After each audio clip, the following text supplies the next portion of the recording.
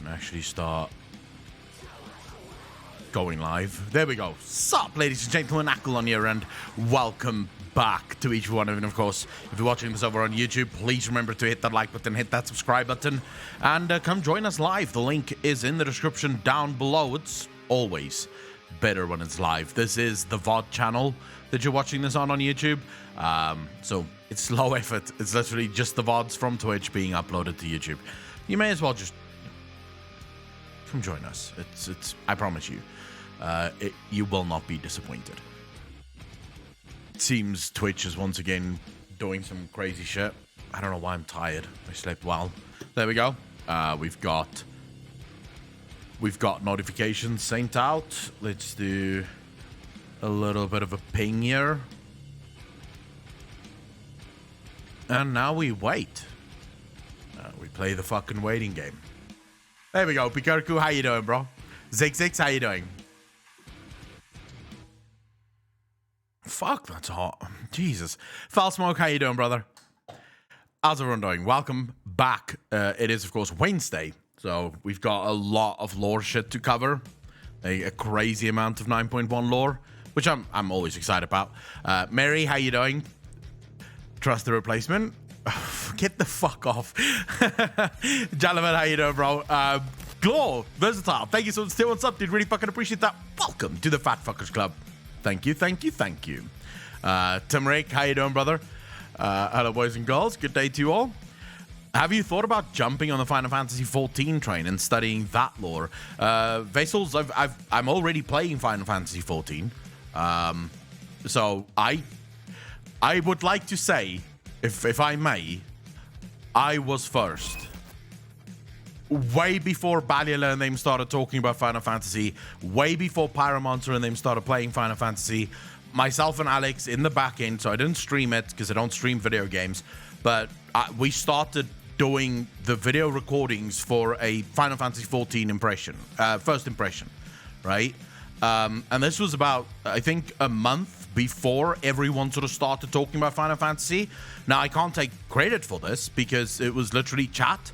Like, people in Twitch chat started saying, dude, you should try Final Fantasy XIV. And I kept saying, no, I don't want to play a weeb game. I don't want to play a game with fucking catgirls in it. What the fuck? And then I sort of eventually said, okay, fine, fuck, I'll give it a try. I'm not going to like it. You can ask Alex, by the way. I despised that game for the first 30 levels. Like, absolutely. The entire first impressions, first 30 levels is me complaining about the fucking game, right? Just going, oh my god, the combat's so slow. What the fuck, dude? I can't take this reading. It's so much reading. And then the story gripped me. And then everything changed. Like, suddenly I was in love with the game because the story really fucking gripped me. Glorix, thank you for the first time chat, dude. Really appreciate it. Don't say anything bad about Final Fantasy XIV. The community will shred you. I can't say anything bad about the game. I love it. I think Final Fantasy is an absolutely wonderful game.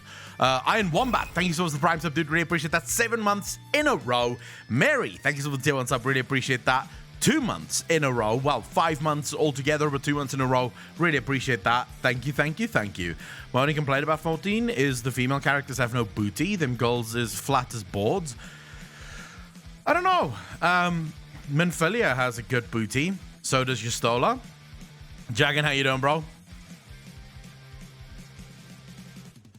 I can't really say that none of the girls have good booties. Some of the girls have wonderful booties. I guess it depends on what is your favorite type of booty. Malfina? No. Minfilia. You can call her whatever you want, but you'll show some fucking respect. Malthrax, how you doing, brother? Minfilia is the Sylvanas of Final Fantasy. Everyone knows that. Everyone knows that Minfilia is literally Bae in Final Fantasy XIV. Background reveal. Claws, we're going to talk about that today. I just would like to say, did I not fucking say that? Was that not what I said from the very fucking beginning? Did I not say that the jailer was in charge of the Shadowlands? I think I did say that. I think I said that from the fucking beginning. And at the time, some people agreed, I would say my audience agreed with me, so all of my community almost agreed with me. But there were some people who went, no, bro, no. He's just one of their brothers. Which zone did he have control over? Like, that's what people were talking about. Like, he's got his own zone. What's his zone? And I was like, no, bro, he was in control of the whole of the fucking Shadowlands, is what he was. And so I'm very happy that this has been confirmed. Because, yeah, fuck it. I deserve that. With the mess that is the fucking World of Warcraft lore, the fact that I could call that shit is amazing. Although I can't really take credit for it. It's one of those lucky guesses, right? Where it just sort of made sense to me that he seemed to be powerful enough that he would have been in control. Okay, you got to read the Talgalan of Anari dialogue. I will do. Nikea, how you doing? I'm loving 14 so far. I'm on my way to Azizla. I don't know where that is. That's what I'm calling that. Morning, like I said, I can't really, like, I love making a big sort of hoo-ha about it, right? Whenever I get something right, I love to go, I fucking said that. I called it.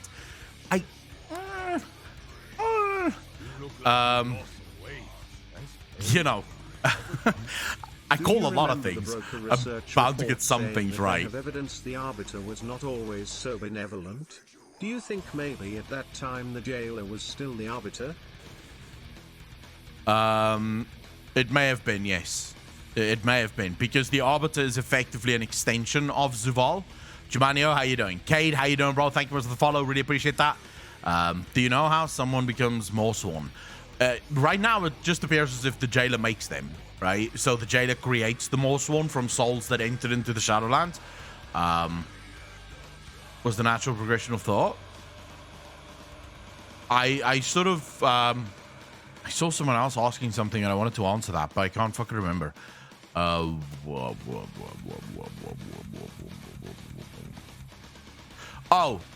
asked about the Khadgar video. I believe if you go back about 2 months on the channel and you go look for one of the Shill Show clips, you'll find a discussion that myself and Apocalypse had about Khadgar being in the Shadowlands.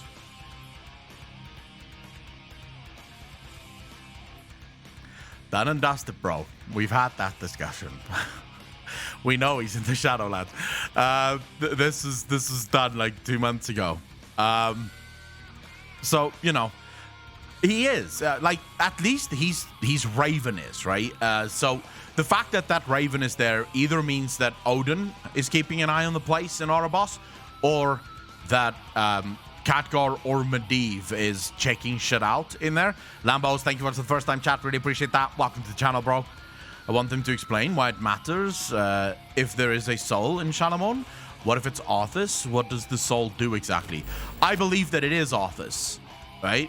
Klaus, thank you for the follow, dude. Really appreciate that. Welcome to the channel. Thank you, thank you, thank you. It's not just the Raven in Ravendreth. There's a Raven in Erebos. Like, there's a Raven in Erebos flying around.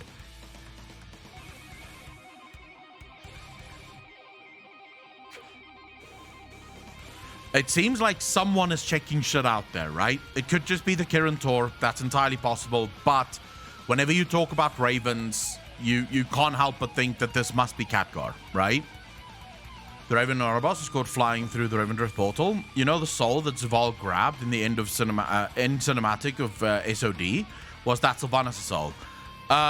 Yes. Okay. He actually restored it to her, right? That's what he said. Allow me to give you something back as well. And then he restored her soul. So yes, he had her soul in his soul prison and he gave it back to her, which is actually not a nice gesture. It is punishment. Because previously, Sylvanas lacked any empathy or sympathy. There's, like, literally she felt nothing for the things that she was doing. But now he's restored her empathy and her sympathy. She now has to deal with her actions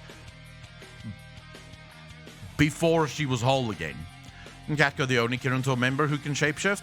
Well, it's not actually Khadgar that shapeshift. It's his staff that gives him the ability to shapeshift. So,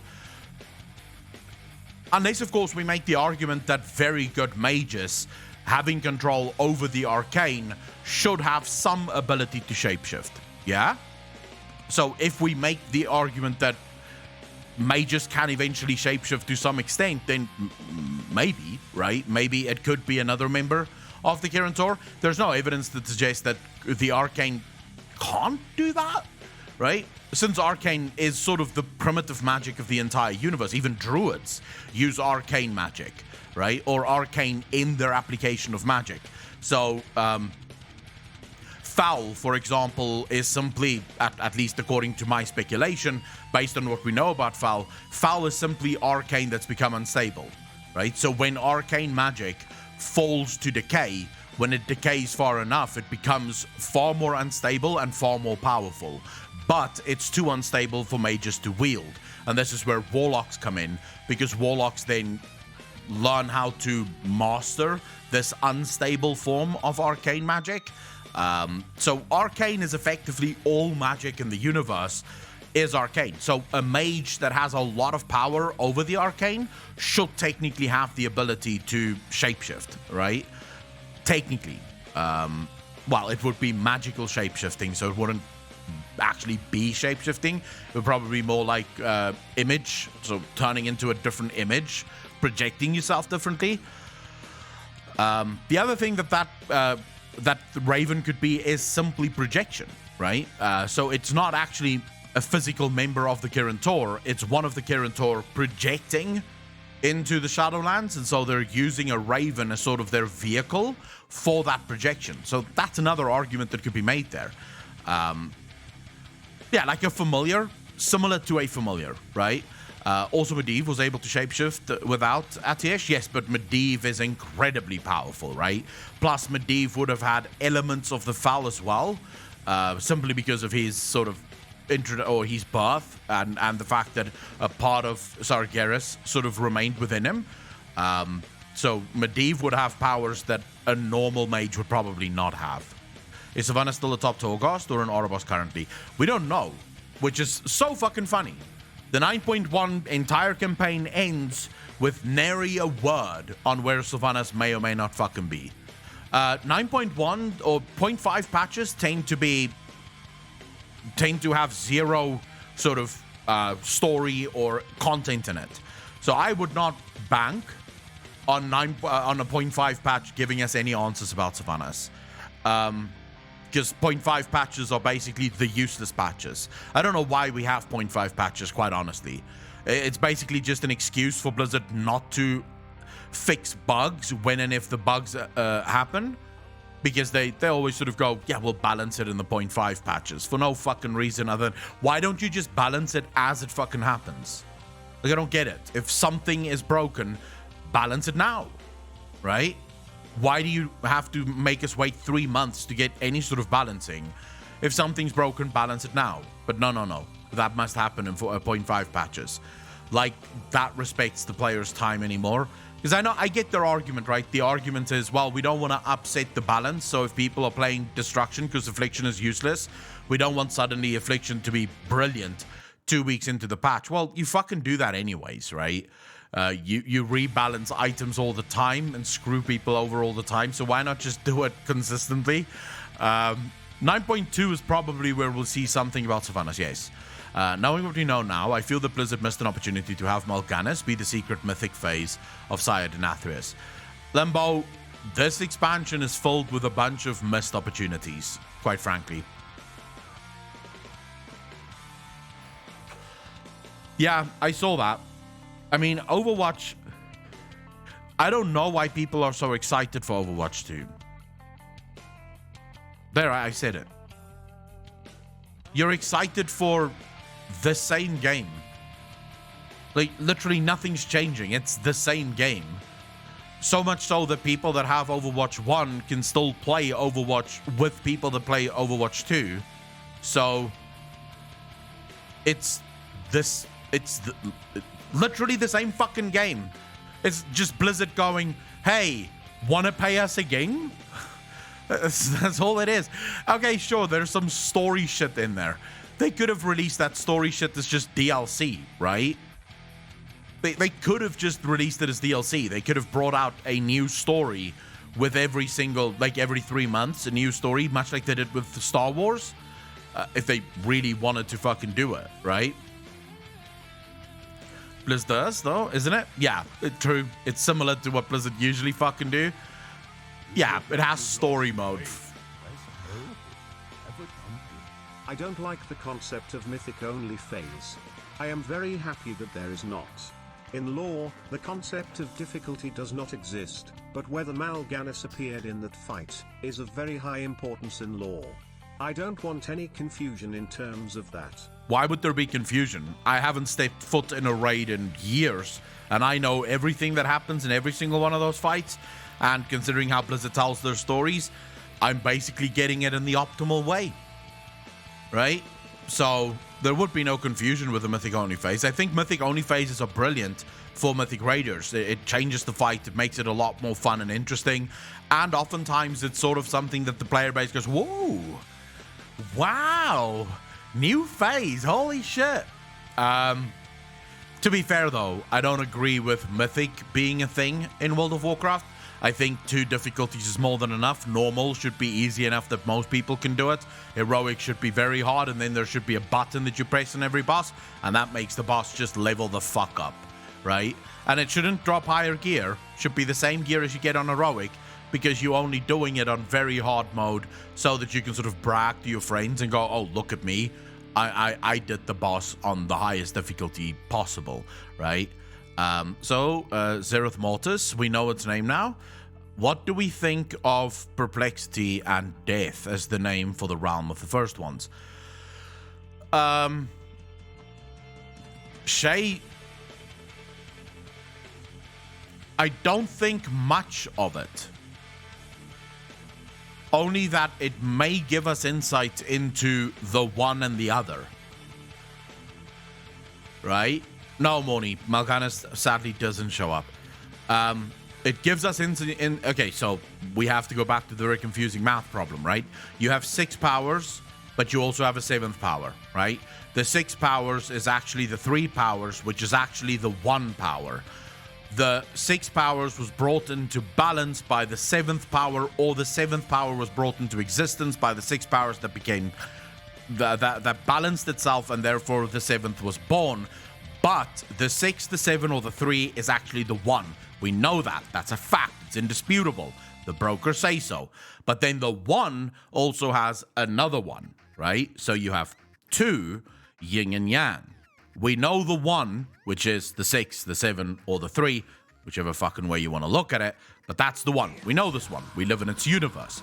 The other one seems to be outside of our universe, right? It's not part of this universe. Now, if this universe was made by the powers of death, right, since their realm is the realm of death, then the other power must be life. In other words, our universe is not a universe that was built by life, but rather a universe that was built by death, and that, my friends, would make a lot of sense, considering that our entire universe is effectively built to do what? Feed death. Everything in our universe is set up in such a way that death is consistently fed with anima. So it would sort of make sense that our universe wasn't designed by life gods, right? Null Moon Lady, how you doing? Death needs to be fed? It seems like. Should be something just for bragging rights and cosmetic stuff. I agree with you. Does Blizzard agree with us? No. Nika Spider, how you doing? What is your prediction for the location of the next raid? Now you see me, it was designed by the first ones, but the first ones are only the first ones in name, right? It's what the Eternal Ones refer to as the first ones. It's the ones who made them. That does not mean that they are the first ones, right? It doesn't mean that they are the first to have ever existed. It simply means that they are the first ones of our universe. Death is the real life, while life is more a thing of time, isn't it? Did I get you right? Null Moon, it's more a case of life So actual life, the gods of life, if we are to argue that the two powers, the one that we don't know anything about and the one that we do know something about, if we are to argue that those two powers are in fact opposites of one another, much like the rest of the universe is, if the first ones that we know about is the first ones of death, since their realm seems to suggest that they are the first ones of death, since it's Xerath Mortis, I believe. Xerath Mortis is the realm that they call home. Mortis is death, right? So since they are death, or their realm is called death, then it must surely mean that the other one is called life, or it must be something to do with life, if they are opposites of one another. You don't think perplexity is being used in its entanglement barrier meaning? As if the work of the first one somehow restrains death?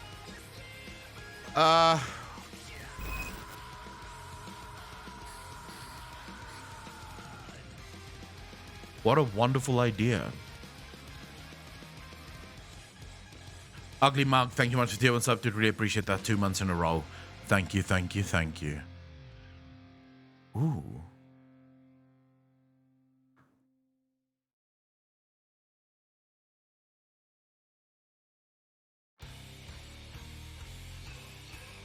Ha! Hold up. Hold the fuck up.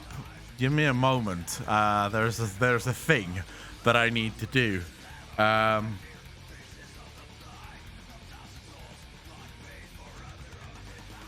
Alright, so let's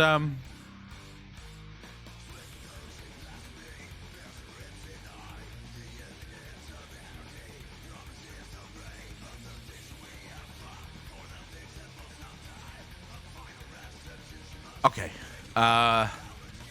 Let me show you guys this.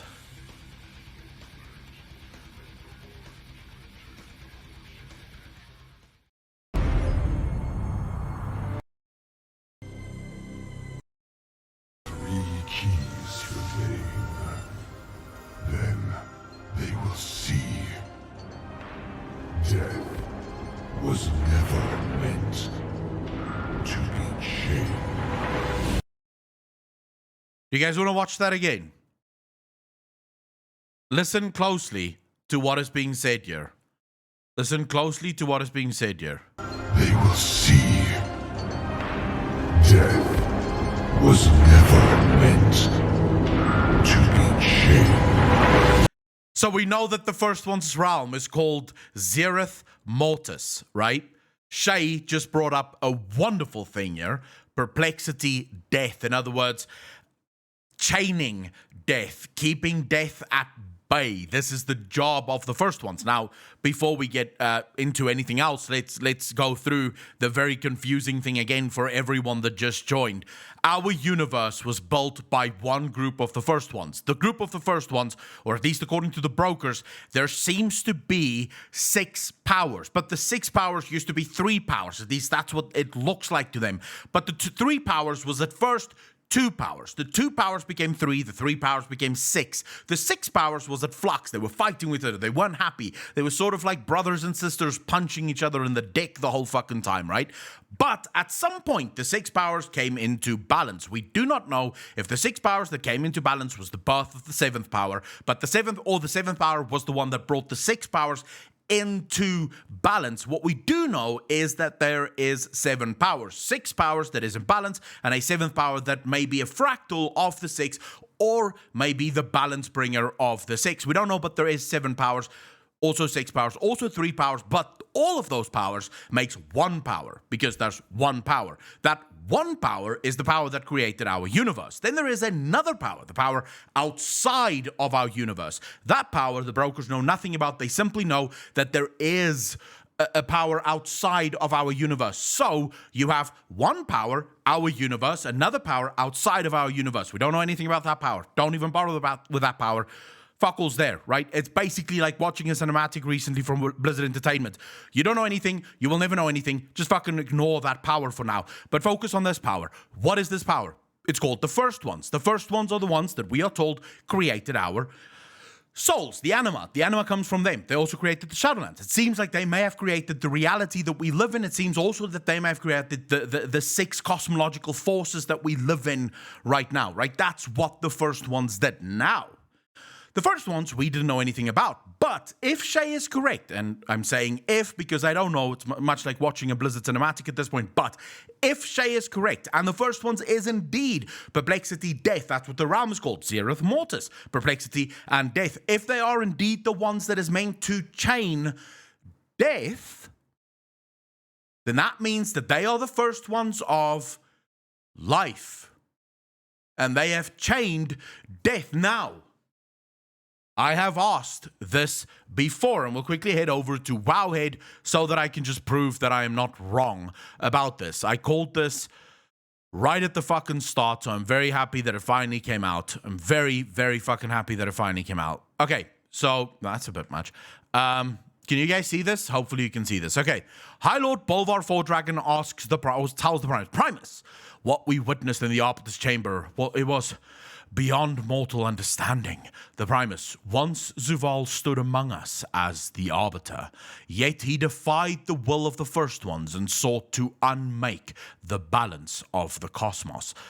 He did not stand among them as the Arbiter. The Arbiter is not just another Eternal One. The Arbiter is the leader of the Shadowlands. It's the one that decides where all mortal souls go. By definition, it's the one that decides the purpose and the future of the Shadowlands. If the Arbiter decides that no souls go anywhere, the Shadowlands dies and there's not much that you can do about it. The Arbiter is the leader of the Shadowlands. You can either take that on face value or you can take that as a matter of fact, but no matter what, whoever is the Arbiter must surely also then be the leader of the Shadowlands. This means that Zuval is the leader of the Shadowlands. Now, I've been asking this question multiple times. I kept asking myself, how is it that a creature that was built by the First Ones, that has a singular purpose, its purpose is to ensure that mortal souls go and feed the Shadowlands and that the cycle of birth and rebirth is consistently maintained, what would happen to make such a creature spot a flaw in the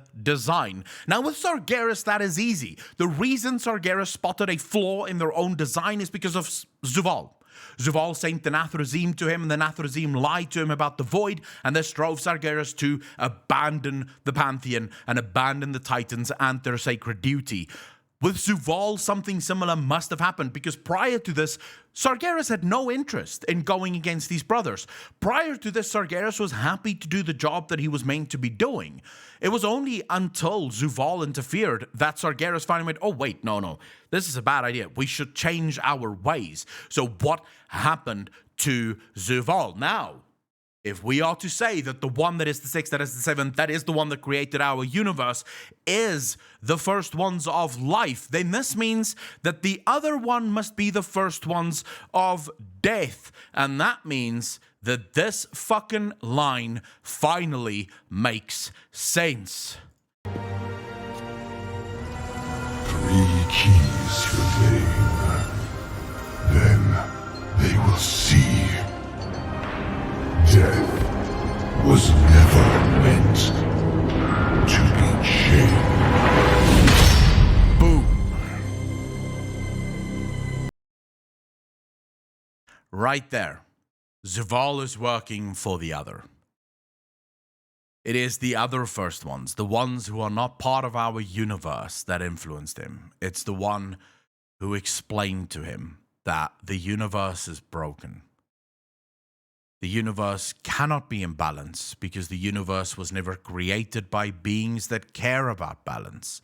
It was created to consistently... I had it all wrong. I kept thinking that the universe was built to feed death, but really, that's a lie. The universe was built to feed life. You see, life, the whole purpose of life is you live and then you die and then it's over. That life doesn't have control over death. Life is a finite amount of time that you are alive and then you die. But thanks to the way the first ones built the universe, they were able to build this perpetual motion fucking system where, you know, death would feed life again. So life would effectively become immortal. It would conquer death. Death truly was chained. And that, ladies and gentlemen, is how you come up with a speculation theory on the fucking fly for World of Warcraft. And if Blizzard decides to tell the story any differently, they are wrong. Because this is how you tell a fucking story.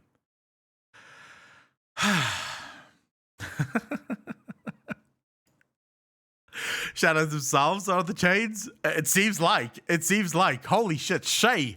Motherfucker. Can we get a round of applause for Shay? Jesus.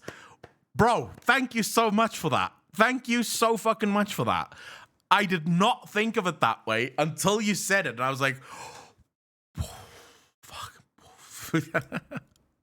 Fucking love that, Shay. Thank you very much, dude. Really appreciate that.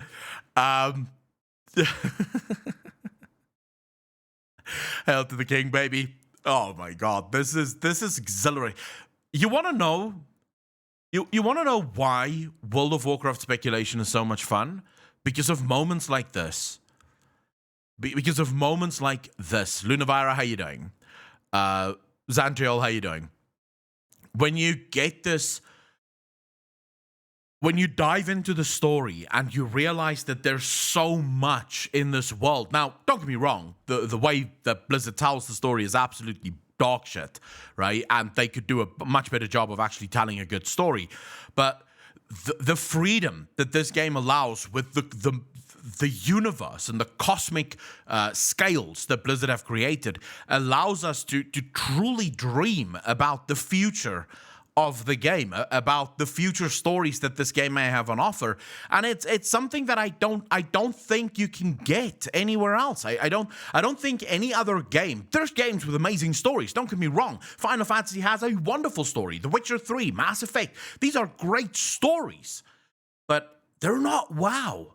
They don't allow for this much. They don't allow for you to truly dive into the story to this level, right? We build entire communities around this. We hang out every single day on Twitch with like 150, sometimes 200 people, and this is what we talk about. We dive into this game because this is what is fun. And as far as I'm concerned, I don't think any other game would have this effect or the capability of doing this. I don't think that any other game could do this. To have so many people care so deeply about it, this is also one of the things that really pisses me off about Blizzard at the moment. The fact that they don't seem to care at all about the love that the community have for their fucking game. Hey, imagine this. We're sitting here in the middle of the day. Some of you at work, some of you at home. Myself in my bedroom, and we're talking about a video fucking game. A video game. Most of you could be out there changing the world. You could be running for fucking office for something. Yet we are. We're all just sort of chilling here, right? Just talking about their game. What I need from Blizzard is to realize this is the love that they have from their community. And that all they need to do is just maybe show us that love as well. Just give us what we're giving you. Is that too much to fucking ask? I don't know. Didn't keep lagging out. I'm missing half of what you said. I'll have to rewatch. Shay, I basically asked him to give you a massive round of applause because you just started me on one of my greatest theories yet. What do you mean I'm not being considerate, Luna? I am always considerate. Fuck you. Changing the world. I'm busy with shaping my own world inside my house. They just need to shut up on Twitter and make the game fun. I agree. I would prefer if they just focused on making the game fun and stopped fucking around with all this other bullshit. It's not really, it's really not Akko. Goes back to treat others the way you want to be treated. Hey, not a single one of you know how I want to be treated. Maybe I like being swore at. Blue Fairy, I agree with you. The problem, of course, with Blizzard right now is that they believe in their own minds that they have, they don't think that they can make any mistakes. That really is the only problem right now, is they believe that they are immune to mistakes. As soon as that can change, I think we'd be fucking great. I think everything would be great. You'd be kind of stupid sometimes, Steve, but that's all right. That's all right indeed. You are the only person that can so thinly veil an insult that someone would actually argue it may be a fucking compliment. Lordaeron doesn't make sense. The Sepulchre has to predate the universe as we know it, which would predate Azeroth. No. Malthax, not necessarily. Not necessarily. Yes, Azeroth is, as far as we know, not that old. But remember, the Titans only arrived on Azeroth much later than what they themselves were born. So it is entirely possible that Azeroth was there from the very beginning, right? That Azeroth was born at the start of the universe. The Titans weren't there at the start of the universe. They were born much later. And so Azeroth could, in fact, be the very first planet that was made by the first ones. And that's also where they laid down their sepulchre. It would make sense why Azeroth is so important to all of these different cosmological powers, right? At least from what I can tell. See these combos, get me excited for a while, but then reality creeps in and blows it all to heck. Hopefully we hear 9.15 news soon with the campaign completed. 9.15 will not complete the campaign. 0.5 patches never introduce a story. 0.5 patches never introduces content. 0.5 patches is Blizzard's excuse for fixing bugs or some shit. 0.5 patches have no place.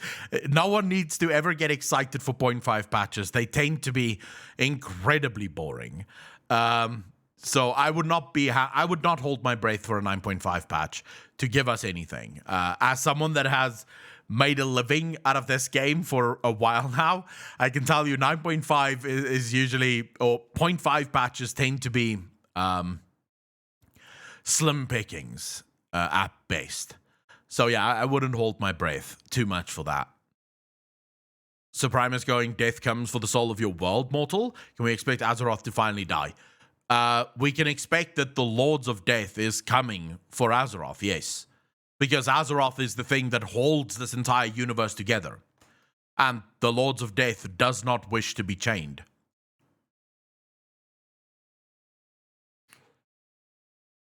Later, have a good one. Orkane, thank you for hanging out, dude. Really appreciate it. Take care of yourself. Bliss banks on the plot twist in the end of the story, it seems, with questions if the audience is interested in the style of storytelling they use. It seems to me like Blizzard banks on a lot of things that they should probably not bank on. Specifically, the oh my god, the time gating bullshit is literally unreal. It's unreal.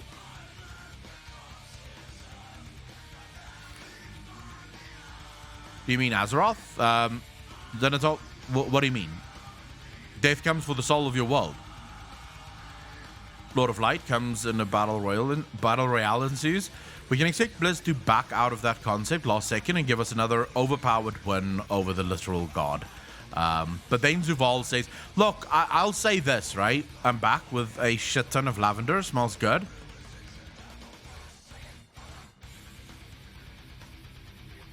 Why do you have lavender?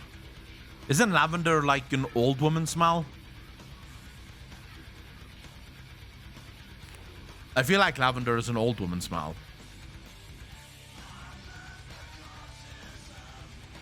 Oh, you went to go harvest it.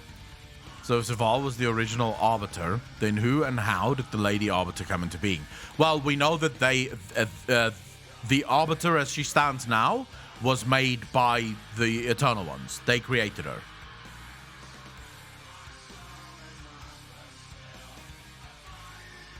I don't really have a favorite saint. You're in the garden, you carnivore? Yeah, fuck growing shit in the garden. Zexix, no. Okay, so let me read this so you can all see it. Alright. Primus, what we witnessed in the Arbiter's Chambers, it was beyond mortal understanding. Once Zuval stood among us as the Arbiter, yet he defied the will of the First Ones and sought to unmake the balance of the cosmos. For his crimes, we stripped our brother of his power and bound him to the Maw. It was I who scribed the runes of domination upon his flesh. We used Zuval's anima to construct a new Arbiter, one that would be dispassionate and just. I should have realized that he would never stop fighting to reclaim his power and see his schemes through to their bitter end. What will his next move be? Zuval pursues, I suppose, the secrets locked within the sepulchre. Should he find the knowledge he seeks, all that you know will be undone. 4 sigils represent the renewed hope of the Covenant. I will use them to forge a key, though I must find something to replace the Arbiter's sigil. Who is going to replace the Arbiter's sigil?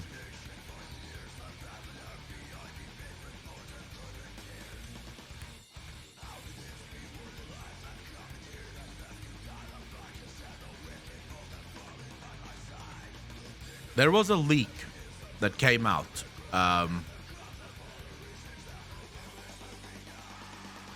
Long ago, we got a leak that suggested that Blizzard is going to make Sylvanas the next Jailer or the next Arbiter. I will be losing my shit if Sylvanas is made the next Arbiter.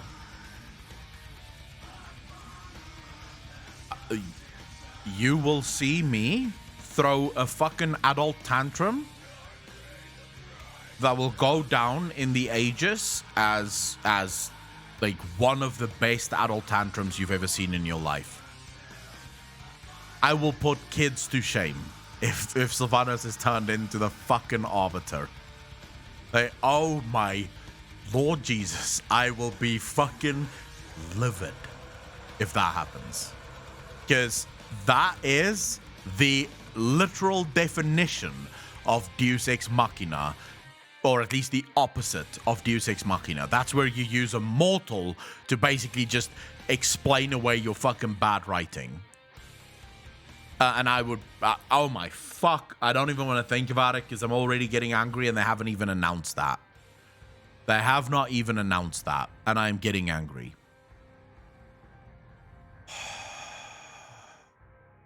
I will be one of those Karens. I will be, the next day, I will be on one of those meme pages as look at this fucking Karen. I will have a meltdown. It will be hysterical. I will be angry, and I will scream a lot. Call the fucking manager. Get Steve the News Radio right now. This motherfucker needs to answer for his shit. Oh my God, that's going to be the worst storytelling ever. And I can see them doing it. I can genuinely see them fucking doing that. Fuck. Oh my God, please, Lord, no. No. No. I'm reminded of that The Office thing. Oh, wow. Bro, they can't do that. And it's not because I love Sylvanas, just to be clear. It's not because I think Sylvanas is amazing and she should go on to be part of the story.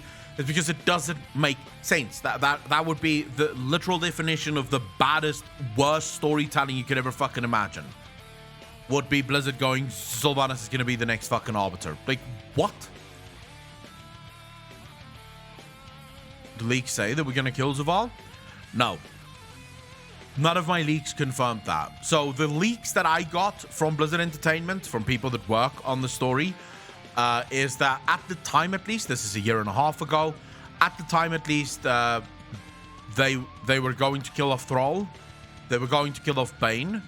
They were looking at Malfurion as one of the characters that's going to die in this expansion as well.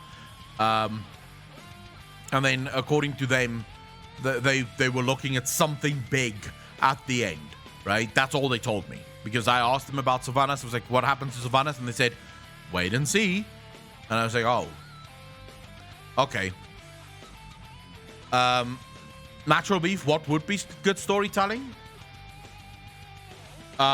if they used a creature that was powerful enough to be it. So someone like Elune comes to mind, someone like Azeroth comes to mind, using a part of Azeroth to basically build the new Arbiter. That would make sense. The problem with using Sylvanas is you're using a character that at no point in time would have anywhere near the amount of anima and power that Zuval has, right?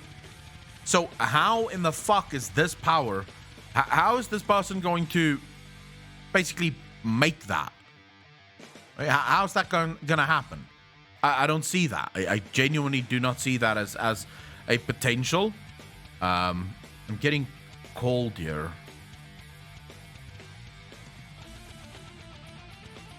I have a package that's arriving, so I'm just sort of looking to see. Yeah,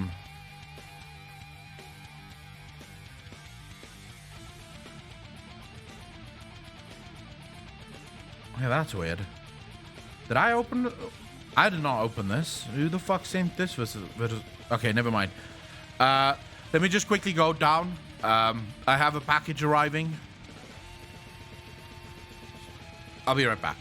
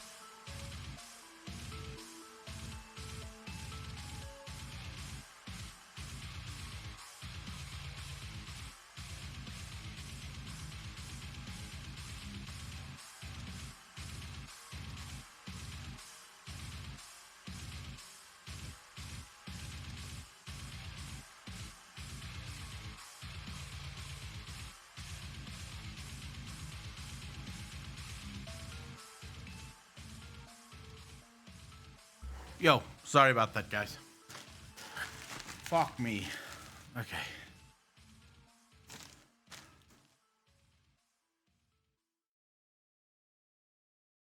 What music timing? Why is the music down? Oh, there we go. All right. This is from Manscaped, by the way. The people that want to sponsor the streams. So we'll quickly fucking see. Yeah, it is. No, fuck that. I'm not shaving the beard. Are you crazy? See what they sent us.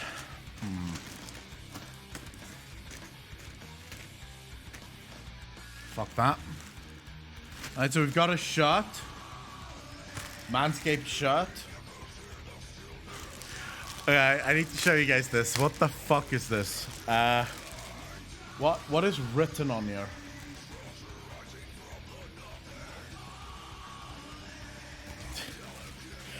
Please just look at this.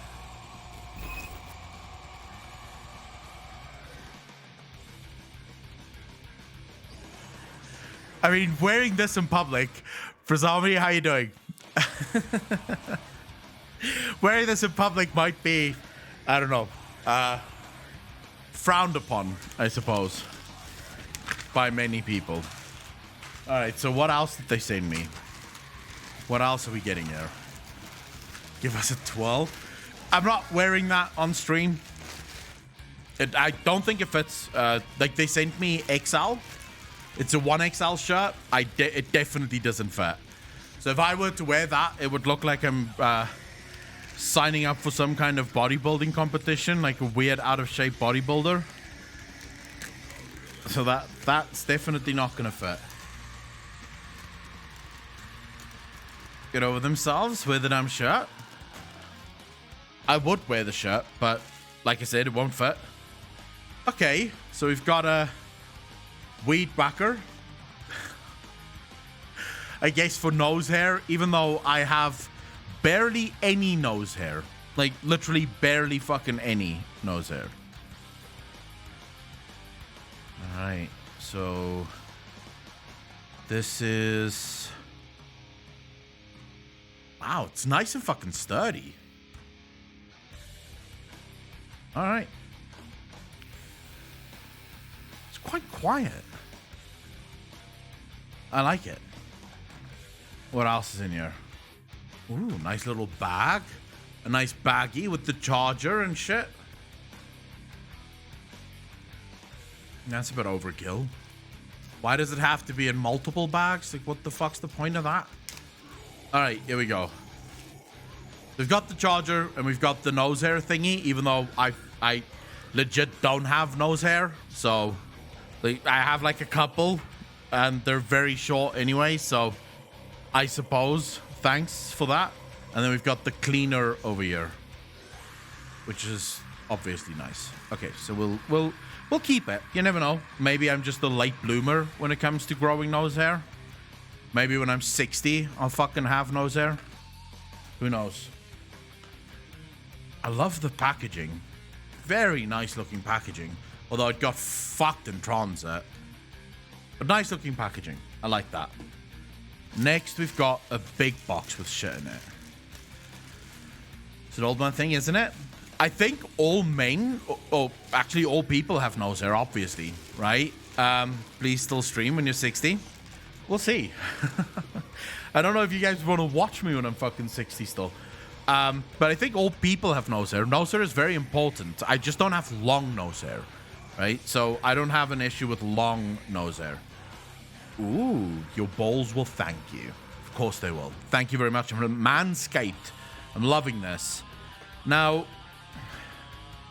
there's a couple of things that's pretty weird here. This also seems to be leaking a little bit, which is quite fucking sad because I'm getting it all over my hands. But, you know. All right, so we've got the Bald Dehydrant right here. I guess for if you have stinky balls, so you can sort of, I don't know, get your shit going, I suppose. Anti-chafing as well, you know, for if you have sort of low-hanging balls. And then we've got the ball toner over here, which guess lifts them up a little bit, you know. If your balls are hanging below your penis, you can use this and it's gonna bring them up a bit, so your balls, you know, comes back up, so it looks like you have a bigger balls than what you actually have. And yes, it was leaking, so you know, sadly that's just gonna be that. I don't know if my discount code works already, by the way, but if you want to go buy something at Manscaped, I do have a discount code that's gonna be up and running, so you can get some discount.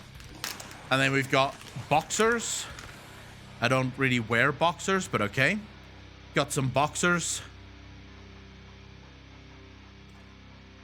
There we go. Some boxers. That's going to do well. That's why you need the toner. You see, you have the boxers that makes the balls hang and the toner that lifts the balls back up again. So it sort of works in tandem with one another. And then the fuck is this? Can't feel what that is. Hold up. Just quickly see. Jesus. Hello? Oh, never mind. Okay, so it's just chargers and stuff and different combs. So we've got different combs here. We've got... What the fuck's this? Oh. And then we've got the... Bam. I love this. It's so quiet. So we've got this, and you can charge it using little stand. This is nothing if not very fucking smooth. Like, it just looks and it feels fucking sturdy. For those of you that... Is there anyone in chat that actually uses Manscaped? That's ever used Manscaped? Now, I'm assuming that I can... Because, okay, I don't have a lot of body hair. We'll just keep it at that. I won't go into detail. But I have extremely little body hair. Like, very fucking little. For some reason, so this is how my genes work. It decided that none of my body requires any hair whatsoever. It's just going to be put on the face. Literally, just all of the hair that I have is on the face and the head right here. The rest of my body is remarkably smooth, I suppose you could say. So I won't be using this as often, right, for other parts of the body, like for my balls. But I will definitely use this for my beard. Because I think it could fucking work. I think this would do a good job on trimming the beard. It feels fucking sturdy. It's not cheap. It doesn't feel like a cheap plastic. It's heavy enough, but not too heavy. I'm loving this. I'm absolutely fucking loving this. The same with this. It feels sturdy. You know? I fucking love this. Oh my god. Thank you very much, Manscaped. I really appreciate this. You guys fucking rock. You guys fucking rock. Probably stuff underneath as well, but I'm assuming that's just paperwork and crap.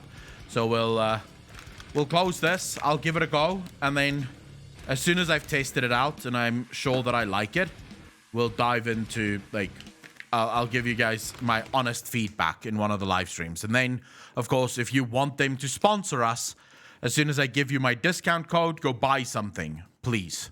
Because if you guys support this enough and use my discount code enough, we'll get a permanent sponsor from them for the live streams. So, you know, frame the shirt. I may as well do that. That's actually not a bad idea. Just framing the shirt. I do apologize. I genuinely don't do unboxings on the channel. It's rare that I will do... unboxings.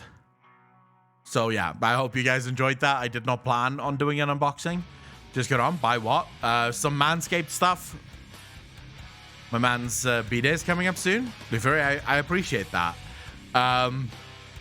Wait, Luna, what the fuck are you saying now? He gives small peepee vibes, though obviously still massive since he's literally gigantic as all. You think Zuval has small peepee? It was interesting to see. Would you boys buy yourselves? Mythanra, I didn't buy this.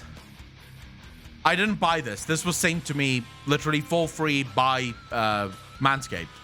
So Manscaped wants to sponsor the channel, right? And part of their sort of campaign, what they made very clear from the beginning is they don't want to start the sponsorship until I've had some time to use their products. And then once I've used their products, if I love what they offer, that's when I can sort of like start doing the sponsorship. So they've just sent me like a whole box of all their best selling stuff. So I'm very happy about it. I love the feel of it already. It doesn't feel cheap. So I really enjoy that. Luna, I actually think that Zuval probably has like big pee-pee, like very big pee-pee. Like Zuval, this would not work for Zuval. Like, if Zuval were to sort of use this on his balls, it wouldn't work. It would take months, if not weeks, for Zuval to actually, you know, trim the balls with this. Because I think Zuval has massive pee-pee and also massive balls. Like giant fucking melons, like maybe even the size of 3 melons for one ball. So this wouldn't work for him. He would need a bigger one. This is okay for humans, but it's not okay for gods. As good as it is, I don't think Zuval could shave his balls with this. So yeah. Already working on my advertising skills. Big balls to try and unmake the reality. I agree. Just make it bigger.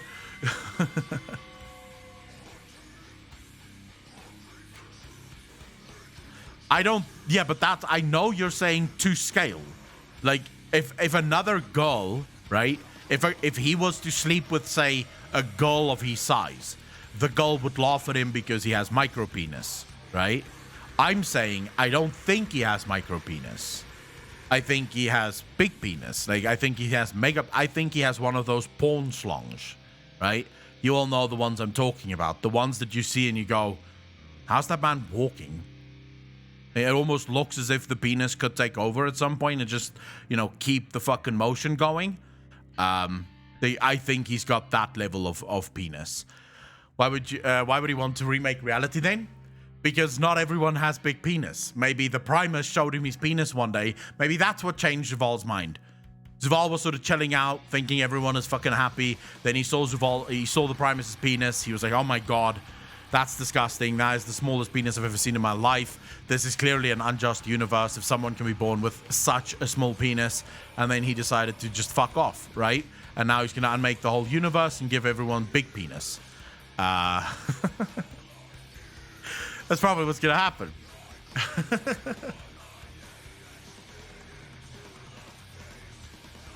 Fucking cracking up over here. Stop. He's going to reverse the penis equation. Welcome to Law Penis Chat. Hey. There's fair warning for everyone that comes into this chat that I can't be held responsible for anything I say here. Also, the Primus's schlong was huge and got jealous and decided to unmake the universe. Well, it's one of the two, right? But that's a fair assessment, I think. This chat changes every other minute. That's why Savannah's followed him the entire time. She wanted the same for the Thanos. I still feel sad for old Nathanos. You know, he's loved that girl for so long, and she's kept him in the friend zone for so long. And then as soon as he arrives in the Maw, he has to watch Zuval have his way with his lady, and there's nothing he can do because Zuval is much bigger. Luna, this one is on you, actually.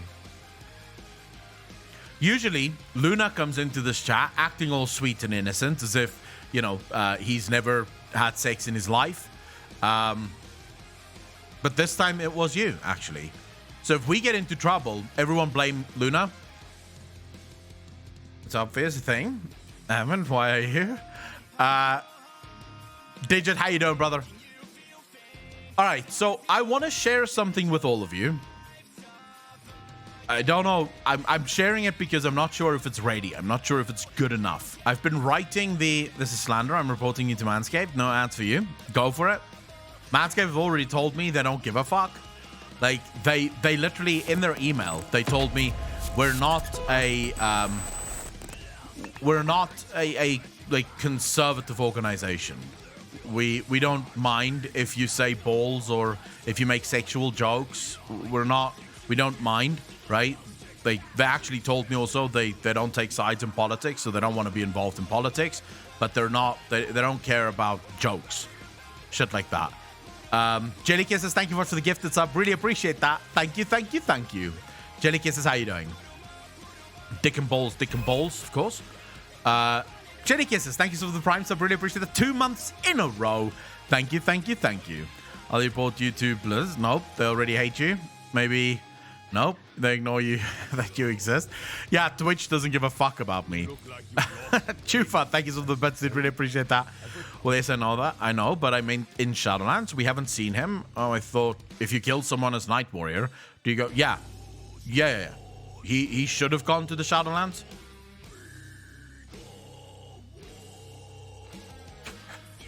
Blizzard will never offer me a job. Tried with Twitter. Can't wait to see that drama in the WoW bubble. Oh yeah, you could always, post about me on Twitter. Say that I made a sexual joke on your behalf and made you feel very uncomfortable. Let's see me getting cancelled for, I don't know, whatever the fuck. All right, so I've been writing this script, right? This is my first ever script. I've never written a script in my life. Cask, how you doing, brother? I've never written a script in my life. So I want to read this to you, and then I want to hear what you guys think, right? Do you think it's good enough? It's not finished yet. It's still a work in progress. This video for the script is coming out on the 23rd, right? So it's a script for a video. Or yes, that I'm working on. My God, it's a script. The T is silent. It's a script. The T isn't silent. I have said that word my entire life, and the T has always been pronounced by every single one of my professors. The T is pronounced. Script. You forget that I study drama, right? There's one thing I know, it's how to pronounce at least that fucking shit. Yeah, I'm working on scripted content as well as other content, right? So right now we do a lot of sort of working, like we do a lot of semi-scripted stuff, but now I'm trying to do like full scripted stuff as well. I'm trying to see how that would work. In T, the EA is silent. That is very true, actually, Chef. In T, the EA is effectively unnecessary. Doesn't have to be there. But okay, so the video is titled, for now, working title, World of Warcraft's Growing Toxicity Problem, the Negativity Boom of Shadowlands. For as long as online gaming has been around, negativity has always been part of the ecosystem. The anonymity of the internet provides the perfect breeding ground for our worst instincts to find their way into everyday gaming life. This would be fine if it wasn't for the knock-on effects that toxicity has. You see, once toxicity starts taking root, it has a growing effect. Every negative player will breed a few more negative players, and before you know it, your entire game has become something of a mess. This of course starts pushing the good players out and allows for more toxic players to fill the void. If you've ever played League of Legends or Counter-Strike, you know exactly what I am talking about. Games like LoL and CS can survive this level of toxicity since it is fundamentally not about community. It is about personal skill, and in many ways one can play and enjoy these games without much interaction with other players. Bar the odd comment about your mother in a League game, of course. When it comes to games like World of Warcraft, this becomes an entirely different problem. You see, MMOs bank almost entirely on the community aspect of their games. We play MMOs to be part of a community. In many ways, these games emulate life, from struggling to farm that mount you always wanted, to finally downing savannas on Mythic with your friends. It gives us a sense of teamwork and belonging that games like League of Legends and CS simply do not have. Nor do they need it, but that's a rant for a different day. Stop, I'm about to play League. You can play League as much as you want. This is not about League of Legends. Importance of community. These are headers. They're not going to be, I'm not going to say them. They will be headers. You may be asking yourself, Akalon, why the hell does any of this matter? I play the game solo and I barely need to interact with anyone. Well, Cupcake, herein lies our first problem. You see, community isn't just another garbage artifact from a long time ago. It is the heartbeat of human civilization. A study of city life and rural living have found that rural small towns tend to be safer, less prone to altercations between neighbors, and far friendlier people. This, of course, led psychologists to ask, why? Well, the answer seems to be community. You see, in small towns, everyone knows everybody, and this means the price for being rude or stealing or just being a dick becomes far higher. To be ostracized from the community becomes a very real possibility, and contrary to what you might believe, no man is an island. You see, human beings are social animals first and foremost. We want to be accepted by our group. We want to feel wanted. We are often happiest when we feel loved and feel like we are actively contributing to our society. This is as true for the real world as it is in games like World of Warcraft. Since WoW banks on the same real-life simulation for its success as does towns and cities and societies at large, once you break the community elements of the game, there is a chain reaction. This reaction starts slow. At first, you invent things like LFR with the sole purpose of allowing players to easily queue up for their favorite raid. LFG serves to tackle dungeons. Soon, you make questing easier to ensure players can get to the end game faster, and finally, at the end game, you fracture the community into their respective activities without any real need to ever interact with each other outside of the top 1% of the Mythic Raiders.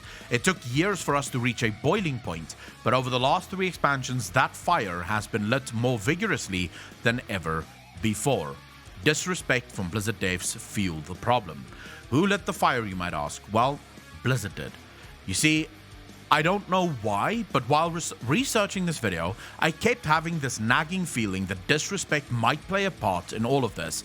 I think I've spoken to you on chat about this before. I kept thinking to myself that I feel as if disrespect means something. I feel as if disrespect has a place within the toxicity of World of Warcraft. I couldn't figure out why I felt this. And then I found some very interesting research by Jonathan Haidt, and I can't remember the other psychologist now. So I looked up disrespect. It appears that disrespect is the first concept humans develop as children. As children, we are often less human and more sociopath in our thinking. Now, of course, that doesn't mean we go about killing other people. It just means that children have a very narrow grasp of emotion and concepts of empathy and sympathy. However, one of the first concepts that spark emotion observed in children appears to be something like disrespect. Children are very sensitive to fair treatment and will oftentimes become very emotional when they feel they are being treated unfairly or with disrespect. In adults, I see no reason why this would not also play a very big role in our daily lives. To test this, let me ask, how many of you have been the butt of a joke by someone you barely know when suddenly you feel a sense of anger, a sense of disrespect? Contrast this to when one of your close friends make a joke at your expense. You laugh when it's your friend doing it because there is a mutual respect there. You can fairly assume that there is no malice in their joke. Nikea, thank you so much for the 5 community subs. Really fucking appreciate that. Thank you, thank you, thank you. Ladies and gentlemen, can we get some love in chat for Nikea? Thank you so much for the support. It means the absolute world to me, Nikea.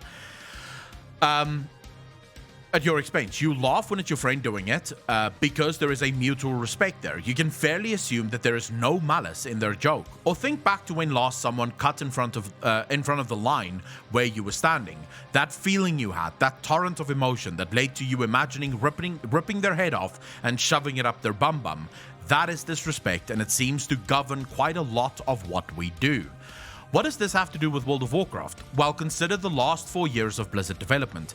Every mistake that was made, every alpha and beta where Blizzard was warned that certain systems will not work and that the systems will fail because they won't be balanced. Every single time feedback was given and was ignored and pushed through, almost as if to say, fuck you, we know best. When you have Blizzard promising that they won't do corruptions again, but barely then a year later, they bring out domination gear and it very much feels like corruptions. What about when Blizzard told a certain system or item is completely overtuned and broken on the BTR, but the game launches with the item left unchanged, only to be changed 3 weeks into the patch after everyone has now farmed for the item since Blizzard appeared not to listen? This leaves players feeling like they wasted their time. A small cringe bit about time, if you will allow me. Time is the most valuable asset any of us can ever own. It is finite, and once you have wasted it, you can never get it back. So, when you feel as if someone does not respect your time, you will undoubtedly feel very angry as a result. What about the countless bugs we experience, oftentimes for months, if not years, in an expansion, that just never seems to get fixed, despite the fact that we pay $15 a month to play this game? Every new expansion, it feels more and more as if we, the player, have become the permanent beta testers for World of Warcraft, and that we pay them for a year and a half so we can get 6 months of good game before Blizzard throws all that beta testing in the trash and start over. MMOs are at their core RPGs, and RPGs is all about character progression. So when every new patch effectively resets your character and asks you to refarm everything you had already worked for, this ends up feeling like a joke. And make no mistake, this is a joke. The only issue is, you are the joke. Now, for most players, this disrespect isn't felt consciously. They just feel frustrated. Maybe they attribute this to something outside the game. Maybe they blame the drop rates or something to that effect. But in the end, that frustration has to go somewhere. And sadly, little healer who only just started healing, the tank that just exploded on you, called you names and told you to do things to your family that you wouldn't even fantasize about? Yes, this didn't come from nowhere. It came from pent-up frustration as the players of World of Warcraft start feeling like all control is being lost. They are being disrespected and they can't do anything about it. This issue, of course, can't be viewed in a bubble.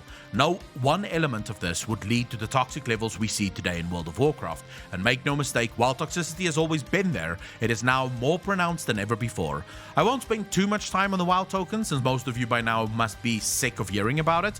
But the truth is, in a game where character progression is everything, the ability to skip all that progression with the swipe of your credit card is a massive kick in the balls. And if you do not have balls, simply imagine the most profound pain you could ever experience. Yes, you know the hours you wasted trying to get all your Mythic Plus done?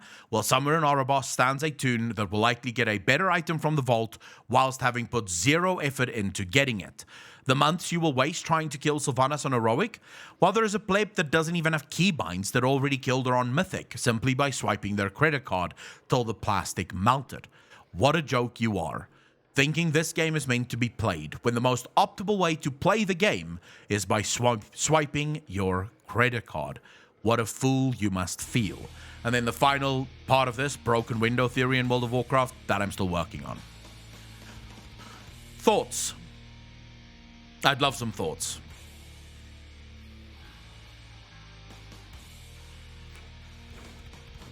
Timerick Steve, I am of the opinion, and I realize that I am being incredibly ignorant in what I'm saying here, but since I cannot have, since I cannot bear children, I think this is valid. I believe that being kicked in the balls is worse than having children. Because at least when you're in childbirth, there are medicines that they can give you that will take away the feeling.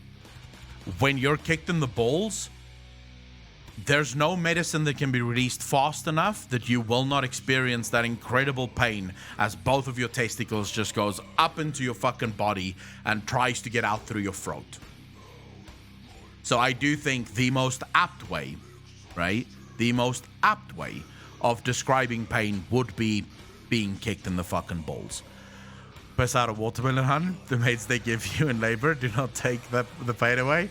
But they're all, like I said, I realize I'm being ignorant. I don't care.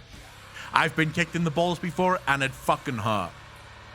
In fact, the most pain I've ever felt, I was out for the day. The entire day I could not walk around was when a friend of mine hit me in the nuts with a cricket ball. Like, straight into the nuts. Like, 100% bam! Into the nuts. I couldn't walk for a day. I was out for the entire day. I fucking napped just to get out of the pain. She just got to Manscaped. You both would have thanked you. Tax Rosa, how you doing, bro? Getting kidney stones is worse than babies or ball kicks. I've never had kidney stones, so I don't know. I was meaning whichever is relevant for the listener. Yeah, I mean, whatever, right? Tank, thank you for the follow. Really appreciate that. Welcome to the channel. I absolutely agree. I've been guilty of swiping too. Just get a run because I don't have time at night to do raids with a guild. Days, you see, the thing is, while a lot of people feel like it's a good way to play the game since you don't have time to actually play the game, I believe that that's a logical fallacy. I believe that it is fallacious, and I believe it's wrong, because the fact of the matter is, the problem with World of Warcraft right now is that many people see many things in World of Warcraft as a sort of waste of time, right? Because the things that they have to do isn't fun. This is why so many people feel like, I don't have the time to raid now, so I'll just pay for it. If raiding and actually getting ready to raid was the fun bit, people would make time for raiding and would make time to get ready for raid. The issue right now is you have people having to farm Torghast, having to farm Mythic Plus, having to do all of this shit on the outside just to be ready for raid, and none of that shit is fun, right?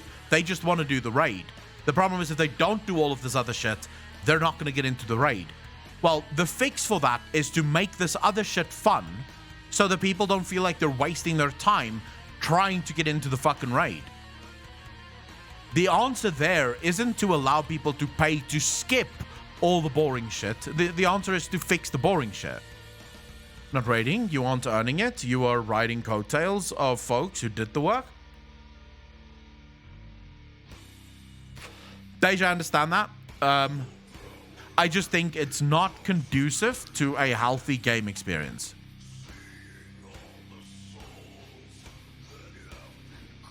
You are ultimately paying to play a game, right? And a game is supposed to be fun. So the second there exists things in the game that people would rather pay to skip rather than just play it, I think you have a problem. Right? I think your game has a fundamental problem. Mr. Texas, myself and Apocalypse covered that like 2 months ago. There is a clip, I believe, on the main channel where we discussed 2 months ago the Raven and Khadgar. Mate, you need to watch the new Captain Grimm video. Send you a link on Discord. So accurate. What Captain Grimm video? What's it about? The current state of WoW. Do you guys want to watch this? I don't know who Captain Grimm is, but it's 3 minutes long. Do you want to watch it?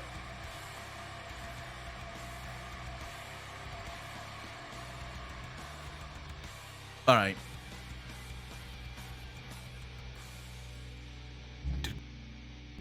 Dank. Looking for Dank. Hello? Anyone? I don't know if those even exist anymore. I just came home from work and I feel like I'm still there. The game is not bad. Why are people leaving? Idiots are just jumping on bandwagons for their dumb agenda. That is so true. The fact of the matter is, I think there's a lot of people that's very addicted to World of Warcraft. And I think as a result of that addiction, people come up with explanations for why the game is still a lot of fun. But oftentimes when you start poking around, you start realizing that the people that think that the game is still fun don't even play Shadowlands. Like, they spend 90% of their time in like old content. They don't even touch Shadowlands. So at that point, what are you saying? The game isn't bad? Motherfucker, you're not even playing Shadowlands. So of course the game is bad. If Shadowlands was fun, you'd be playing it. You're playing everything but Shadowlands. So at that point, you know, you can't make a point. You can't say that the game is fun. Oh my god, welcome! Someone actually rolled Alliance. Oh, this is a dream come true! With 5 Alliance players on the realm, now we'll be able to run some dungeons! Wait, 5? What do you mean? Oh, well, this is one of the Horde-dominated realms. Oh no, not this again. Oh. Whoa, at least the lore is cool, right? Ha! I have outsmarted you for the 20th time. You are but mere pawns in my master plan. I too am 100 steps ahead of you all. It's all a part of my plan. Me too. I also have a master plan. You two, shut up. I'm so far ahead that not even the WoW writing team knows my plans.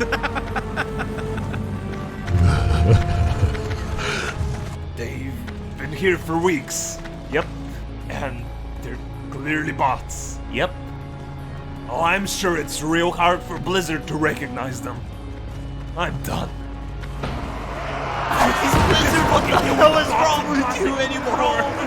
Why did you even put microtransactions in Classic when you said you wouldn't? The pre-made groups are spammed with people selling runs. Take care of it. And it shows how Hey, this Jim! Come on, man! Who's ready for some cubicle crawling?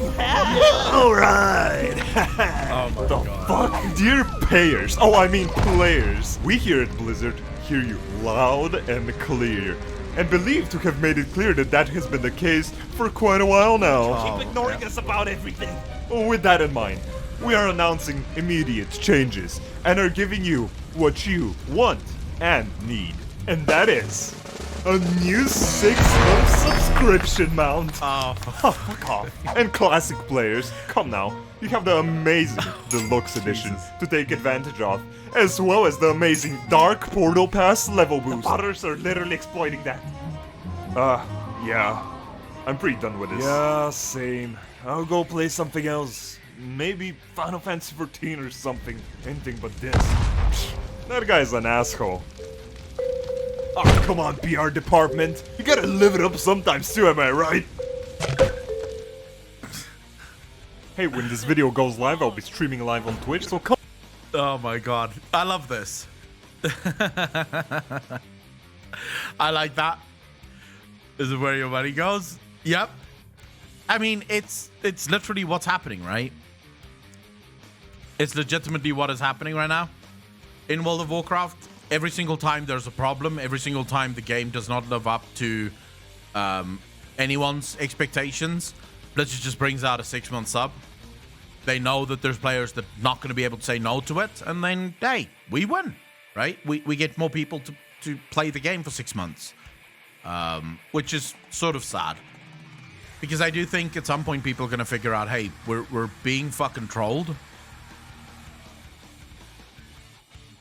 We're being trolled, and as soon as people figure that out, I think that's where it ends.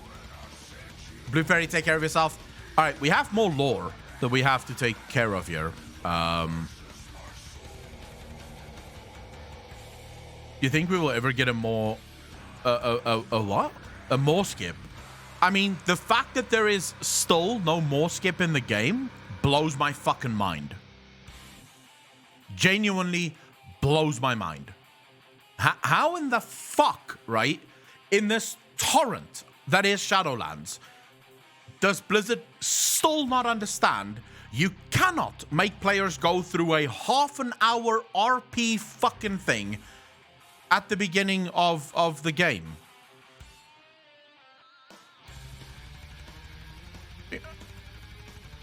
It's once you've played through them all once, you do not need to do it again.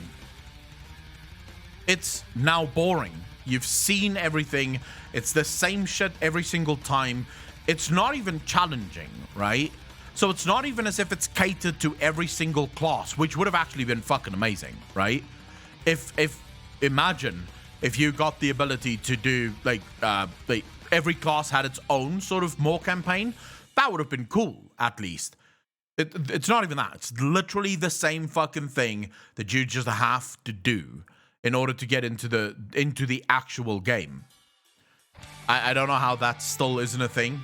I don't know how that still doesn't exist. The more skip should have been there almost from the beginning. But again, this is the result of Ian Azikostas not having a fucking clue what he's doing. And I'm sorry, look, we're talking about the more skip now, right? And the fact that that should have been in the game since day one. But let's talk about everything else in Shadowlands right now that goes wrong on a fucking near constant basis. Let's talk about Threads of Fate. When you first heard about Threads of Fate, before you were able to test it, how many of you were actually happy about this feature being launched? I'm gonna argue almost everyone.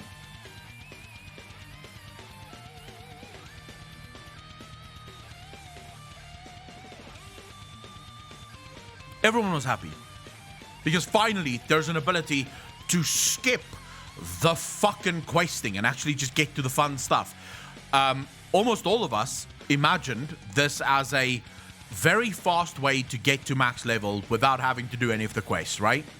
Blizzard comes out and they say, no, actually, we're going to make it slower than the leveling experience, thereby actually not giving you a fucking choice. If you're a moron if you choose Threads of Fate, by the way. It is far quicker to jump into the normal leveling experience, level up to level 59, and then once you're like 10% out from dinging, then you switch to Threads of Fate, and bam, right? Now you quickly jump.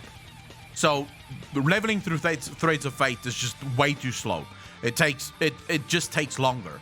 Threads of Fate should have been much fucking quicker, like much quicker. You should have been able.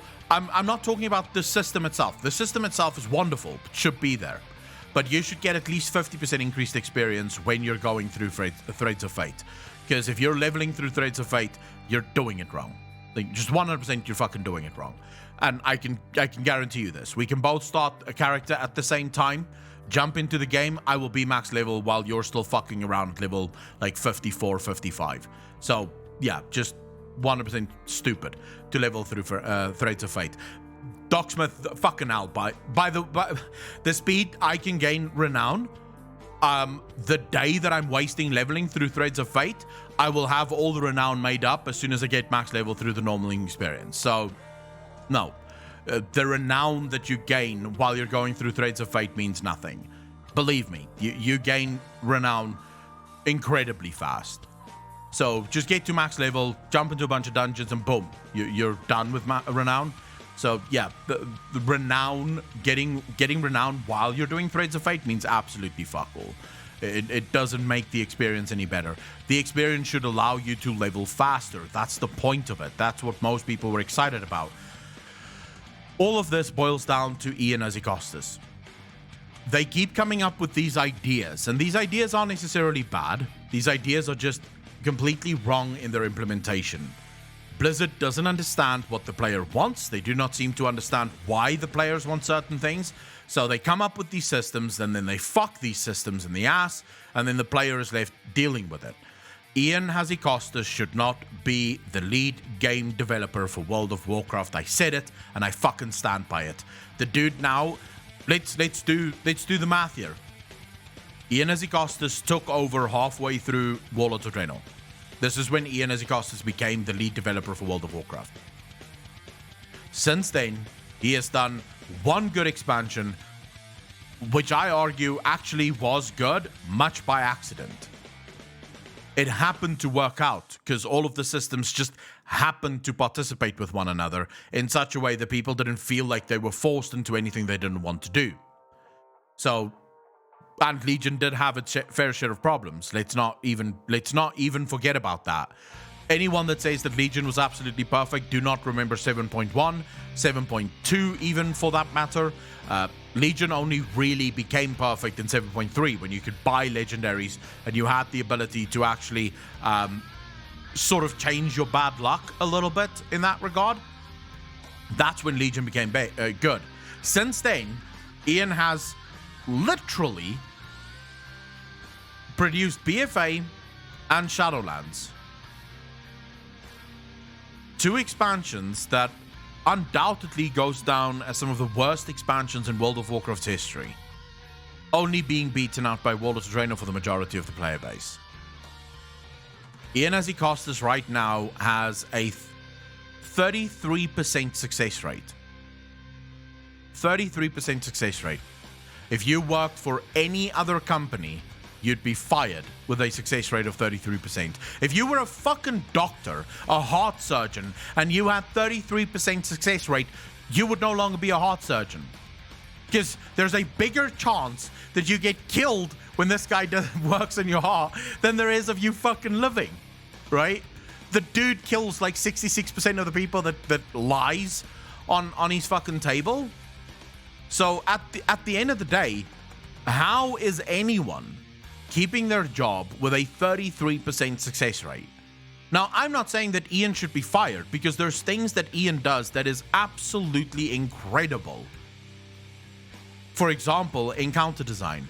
I would argue that the raids in World of Warcraft have never been better than under the tutelage of Ian Hazzikostas. That man is a god when it comes to raid design. He understands encounter design. His bosses are extremely interesting.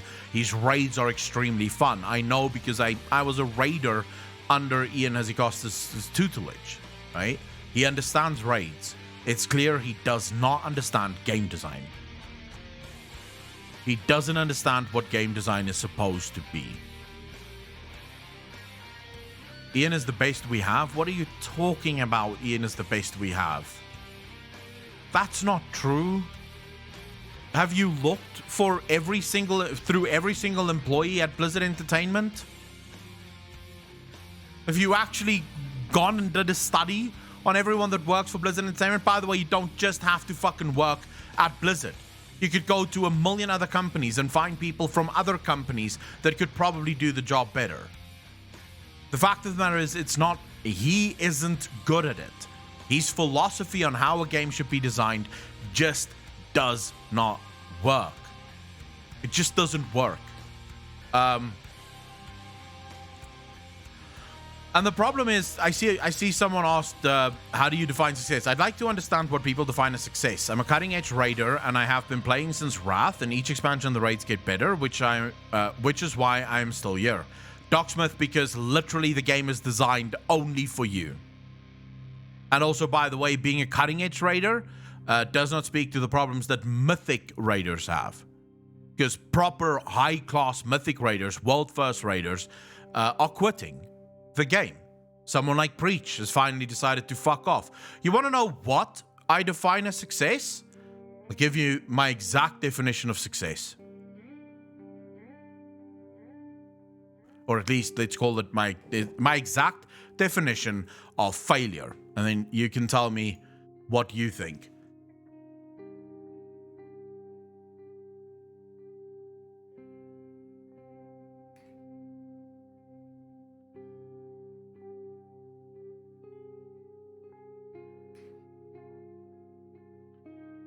In millions, yes.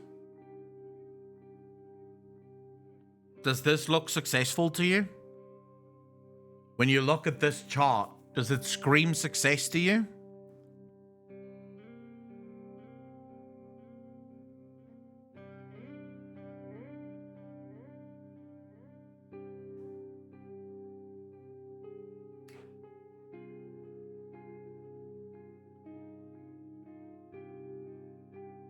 Aureus, if that was true, Blizzard would arguably, even with the cash up today, have made far more money when they had 46 million active monthly users. A return to normalcy. Docksmith, you realize that before this 26 million year, the game was like much higher up here. They were doing much better up here. It wasn't like going down. This isn't a return to normalcy. This line is falling the fuck down. You want to know exactly what I'm talking about? Pay attention to this. You're supposed to get massive bumps at the launch of new expansions. Look at what happened in Legion, right? Legion comes, you go up to 46, right? Legion comes at the end of 2016. In quarter 2 of 2017, round about 7.1, you go up to 46 million active monthly users, right? Now, that's not for World of Warcraft alone, but I promise you, World of Warcraft had a massive bump in subscribers around 7.1. 7.1 was actually much needed. This would have been the 7.0, which I told you was horribly bad, and a lot of people quit the game. Right? In 7.0, because 7.0 for a lot of classes. For example, if you played a Fury Warrior in 7.0, I think it was Fury, it may have been Arms. But one of the two Warrior specs, if you played that Warrior spec in 7.0, you may as well have quit the game. You could not play. Your class was absolutely fucking horrendous. If you played an Affliction Warlock, you may have well quit. There's literally, you did not put out damage because your artifact weapon and your class did not make sense on any fucking level, right? Did not make sense on any level. So You have this giant, basically, jump to 46 during the era of Legion. And from there, you see no jump again. No matter what the expansion is, there's no jump. It keeps falling off a fucking cliff. At the launch of a new expansion, you're supposed to see at least a jump, right? There's supposed to be at least a couple of million increase. But all you see is this current downward trend. It just keeps fucking falling. It's for all Blizzard games. Okay, how many games does Blizzard have, ladies and gentlemen? They have one dead game, which is Overwatch 2. Actually, they have two dead games. They have Diablo 3 and they have Overwatch dead games. Then they have Hearthstone, which is sort of the only game that's mildly successful at the moment. And then they have World of Warcraft, which is the only real active game that they have at this point. So they have two, right? Two active games at the moment that sort of works at Blizzard Entertainment. The other games are in production or just no longer working. I never say that this is the numbers for World of Warcraft alone, but World of Warcraft is one of their biggest games. So by design, World of Warcraft should bring in millions of players. Contrast this to what happened in Legion. In Legion, the game went up to 12 million subscribers. 12 million people bought Legion. Shadowlands was said to actually bring in more. According to all the records we have, Shadowlands was the largest expansion Blizzard have ever released. It was the fastest selling game for 3 days until Cyberpunk overtook it. For 3 days, World of Warcraft Shadowlands was the fastest selling game in the world. And it's still dropping. It's still fucking dropping. Which means, and I think what's even more important here, what's the most important thing here, right, is if we go to let's say quarter 2, this is COVID.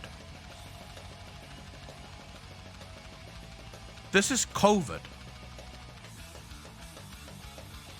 Almost every other company in the world, almost every other gaming company in the world pumped the fuck up during COVID because people were stuck at home. They had nothing to do. They started playing video games. Blizzard is one of the only gaming companies that fucking fell off a cliff during COVID. They lost 6 million fucking players during COVID. A time where people are stuck at home with nothing to fucking do.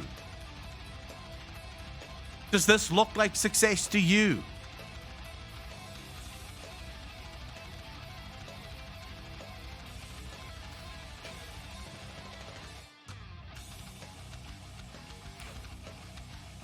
Look,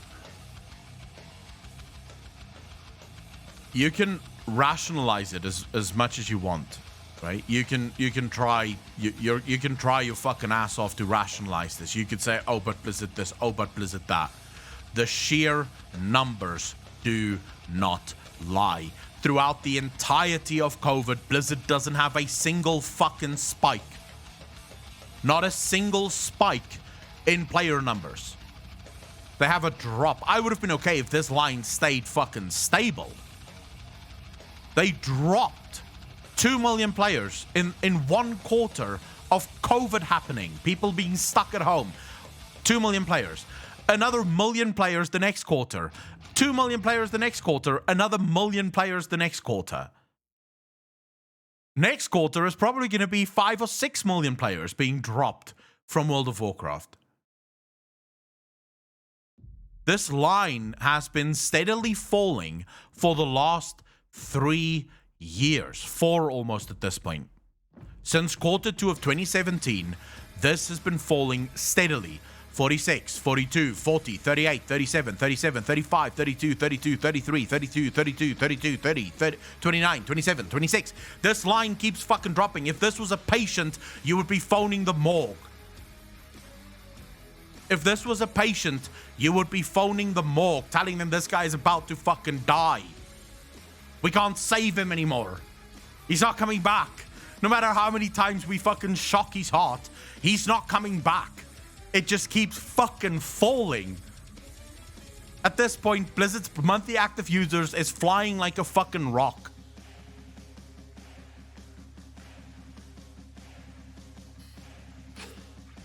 I am not saying that Ian is the only problem. Do not misunderstand me for 1 second. Ian is not the only problem here. Bobby Kotick and the executives are certainly one of the big fucking problems.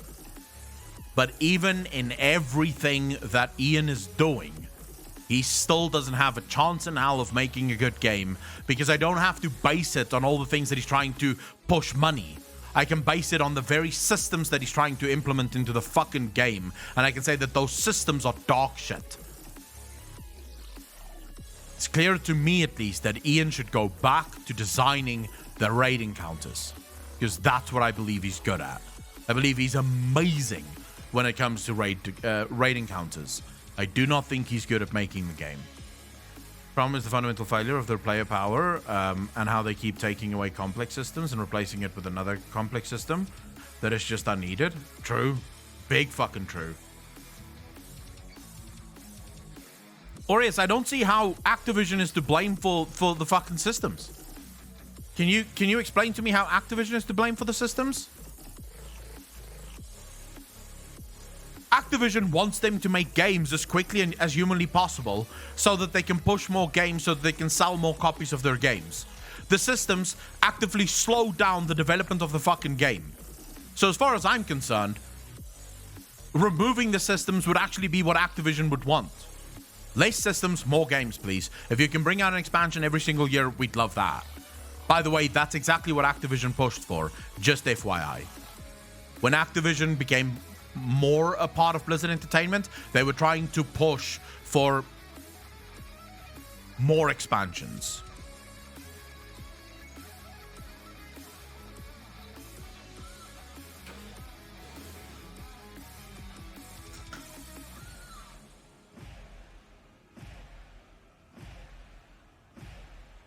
Put in the game, he literally just tells them, look, I'm not excusing Bobby Kotick here. At no fucking point should anyone ever excuse Bobby Kotick.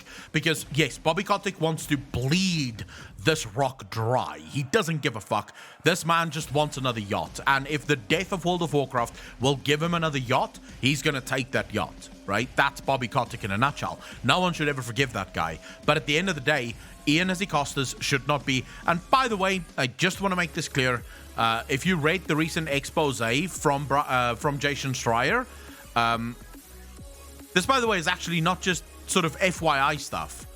The rumors within the company is that Ian is not fit to be the lead game designer of World of Warcraft. The people that is working on World of Warcraft do not believe that he is fit to be the lead game developer. So the people in the company themselves do not think that he should be the leader. They believe that he was promoted because, well, they didn't have anyone else. Tom Chilton wanted to fuck off, and so they promoted him, but he wasn't prepared, he wasn't ready for it. He wasn't supposed to be the lead game developer for World of Warcraft. They made him that. At the end of the day, I don't think it was fair to him. I don't think it was fair to him. I don't think it's in his personality to be the lead game developer. I think designing raids is far more where Ian excels at, right? Because those are closed loop systems. And Ian strikes me as the kind of guy that if you give him a problem, he will find a solution to the problem. He does not strike me as an holistic thinker. He doesn't strike me as someone that can look... Yoshi P would be the perfect example of someone that he's holistic, right? Yoshi P can look at a problem, like multiple problems, and find solutions to multiple problems because he's an holistic thinker. Ian Hazzikostas doesn't strike me as that. He doesn't strike me as someone that can look at all the problems and find solutions to all of it. And this is why he's basically designed the game in a sort of system-based thing. So it's almost as if the entire game is sort of controlled within its own little system. So that way, You can only worry about a single system that needs to be fixed rather than having to worry about an holistic game that needs to be fixed. That is what I see Ian trying to do, because that seems to be what he excels at, is individual small scale thinking, which is what raids are, right? Every boss in a raid is an individual problem on a very small scale that you can sort of find a fix for. Game development as a whole, designing the entire patch for World of Warcraft, isn't that. It's not that. It's not how it works. There, you have to find a solution that can sort of translate throughout the entirety of the game. Of course, it's a lot of assumptions, Aureus. What do you want me to do? I don't work for Blizzard Entertainment. All I have is the ability to speculate on it. That's the whole fucking point. And yeah, Xiang is not wrong, Aureus. You've literally not stated a single fact since you've got here. So, telling me to stick to the facts, you don't stick to the facts fucking either. Where you're speculating about what could possibly go wrong. If you want facts, then... But then don't argue, Aureus. If you don't have the facts, then don't argue. You're arguing with me, even though you don't have the fucking facts, and I've said from the beginning, this is my opinion. What you want is, I shouldn't share my opinion, but you somehow can share your opinion, even though you have just as little fact as I do. What the fuck is that?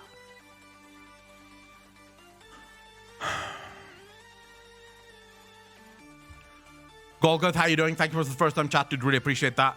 Hi, Akalon chat. Don't you think that the real issue is that in modern day games are almost entirely built upon the dollar value? Meaning, for example, that content isn't designed with fun as the first objective, but they're dollar value. And dollar value is... okay, so Golgoth... Yeah, you're not wrong. You are not fucking wrong. I never said that this is... No, Aureus, hold up. The reason I got angry isn't because you were sharing your opinion. It's because you started telling me that I should only share facts, that I am making assumptions, effectively telling me to shut the fuck up because somehow I'm not doing it the right way. Even though you were doing exactly the same thing. That's why I got angry. I never mind that people have their own opinions. In fact, I welcome people having their own opinions. You know this. You've been a part of this community for a very long fucking time. One of the main reasons I never ban people for having opinions different than mine is because I actually prefer it. But what I don't like is when people come at me and start telling me to shut the fuck up, start telling me not to speak because I don't have the facts. But then they don't have facts either. If you came at me and said, bro, here are the facts, boom, boom, boom, boom, boom, boom, boom, this is why you're wrong, I would have been like, okay, well, fuck. Clearly, Aureus knows what he's talking about. He seems to be working for Blizzard Entertainment, or at least has a source within Blizzard Entertainment. But we were both sharing opinions, and then suddenly you started going, that's a whole lot of assumptions, bro. Only share the facts. And it's like, what the fuck are you talking about? Only share the facts. The whole point of this was an opinion from the very beginning. I said from the beginning, this is my opinion on what is going on.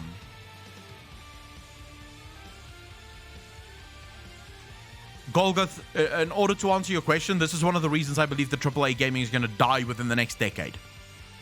AAA gaming is not long for this world because there's no gamers, and actual nerds no longer work for gaming companies. I follow the fuckheads that work for Blizzard Entertainment over on Twitter. I can tell you that the vast majority of developers that work for Blizzard are not gamers. I can promise you that. These people wouldn't know what a game is if it fucking smacked them in the head. The vast majority of these people are culture warriors that have all sorts of weird fucking ideas about what the world should look like, that want to make all sorts of political opinions and all sorts of political statements. These are people that want to change the world. You're making a fucking game. Your job is not to change the world, just make the goddamn game. If you want to change the world, then go into politics and go fuck up the world, right? Because that's what they do. What you do is make video games. Don't try and change the world. Stop tweeting about your bullshit. Just make the fucking game.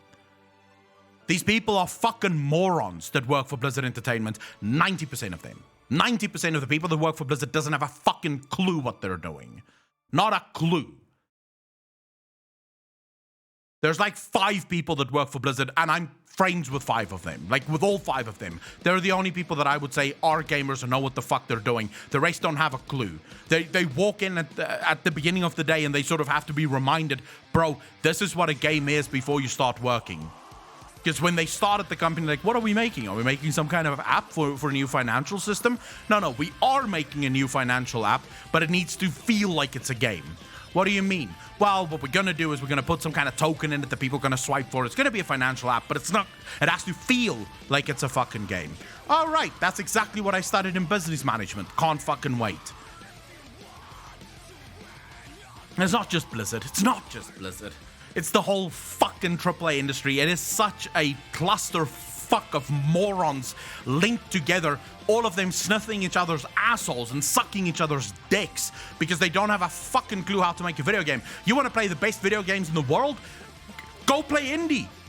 Because that's where the best games in the world is. It's not the AAA industry. The AAA industry doesn't have a fucking clue what they're doing. God. Yeah, I'm gonna fucking destroy the gym later. I am so pissed off, dude. I don't even know why I got angry. What pissed me off? Oh yeah, Blizzard. That's what pissed me off. I remember now. No, it wasn't you, Aureus. This is not you. This is Blizzard. This anger comes from Blizzard. Me and you we just had a disagreement of opinions. I wouldn't get that angry over what you said. This is Blizzard pissing me off. No, Jesus.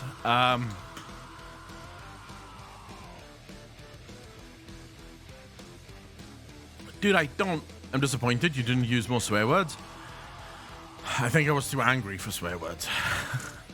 Oh my fuck, dude, I can't stand this anymore. I can't stand that this is the state that that the gaming industry is in. It's surreal. It is fucking surreal. How are we in an era that's supposed to be the height of game design?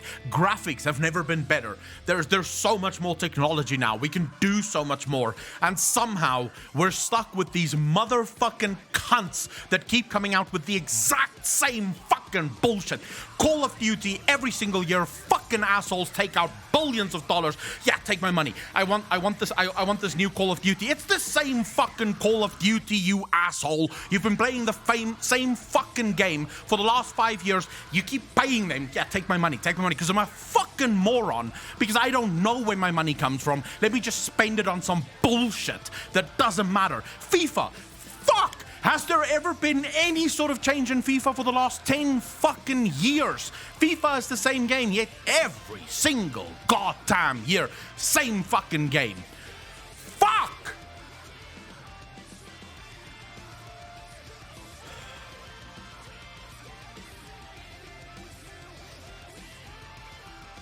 World of Warcraft is no fucking better, by the way.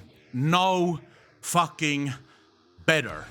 Every expansion is the same goddamn expansion. It's just dressed up differently. It's like the mounts that Blizzard keeps shoving down people's fucking throats and people keep getting happy about the mount. Oh, I got a new mount. That is now mount 5,000. How many of those mounts are actually different mounts? Oh, none of them. It's 5,000 of the exact same fucking mount. It's just a different color. And some of the mounts doesn't even have very different colors. It's like a small fucking different color. This is like a light green one. And this is a slightly darker but still finely fucking light green mount. It's the same mount. There's no difference between the fucking mounts. It's just a mount. And people keep fucking going, take my money. Take my money. I need that mount. There's like 14 new fucking mounts being added in this patch. What the fuck are you talking about? Every single patch is dog shit. Every single expansion is absolute fucking dog shit. Nothing ever gets done, and Blizzard keeps making money. Why? Because we are too fucking stupid to stop saying, or to start saying, go fuck yourself. This is not good enough. We get cinematics that make no goddamn sense whatsoever. I don't want to start talking about the cinematics that make no fucking sense, because Pyromancer already covered that in his fucking rant. So let's just cut to Pyromancer's rant if you want to know what the fuck is going on with the cinematics and the writing in this game. It's all bullshit is what it is.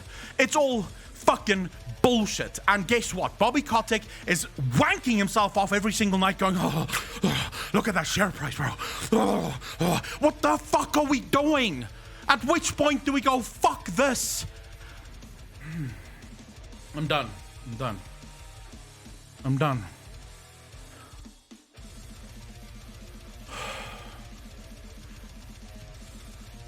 Yeah, sorry. And that fucking coward frog. It's the only good fucking cinematic we got.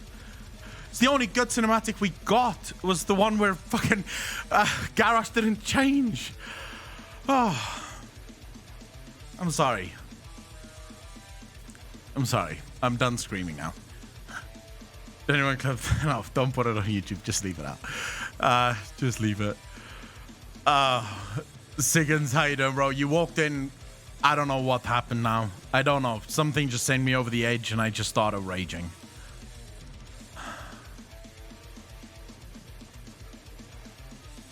Bro, I legitimately... It makes me so fucking angry that I have to deal with these fucking morons that can't make a game to save their fucking lives. And then, you know what is actually worse is that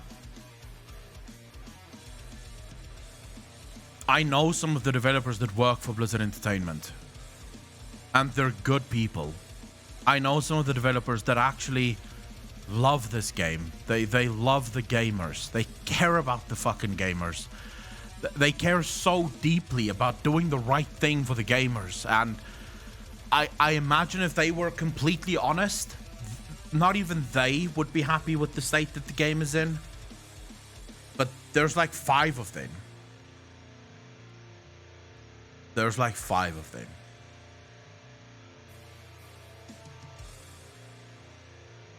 And it's not just Blizzard. It's all of them. It's the whole fucking cancer of the industry. It's the whole cancer. It's this industry, the AAA industry is like a cancer. It's like a disgusting, rotting.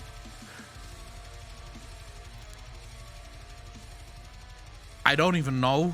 I genuinely, there's calling it an abscess or a growth is being too kind to it. Because that's not what the AAA industry is. It is a parasite. And they don't care. Bobby Kotick doesn't give a fuck. Andrew Wilson doesn't give a fuck. I think his name's Andrew Wilson, whatever the fuck his name is, the guy from EA. The cunts over at Ubisoft doesn't give a fuck. No one cares because they're all making good money. They just keep bringing out the same shit every single fucking year. They keep bringing out the exact same cunt and it just never fucking stops, dude.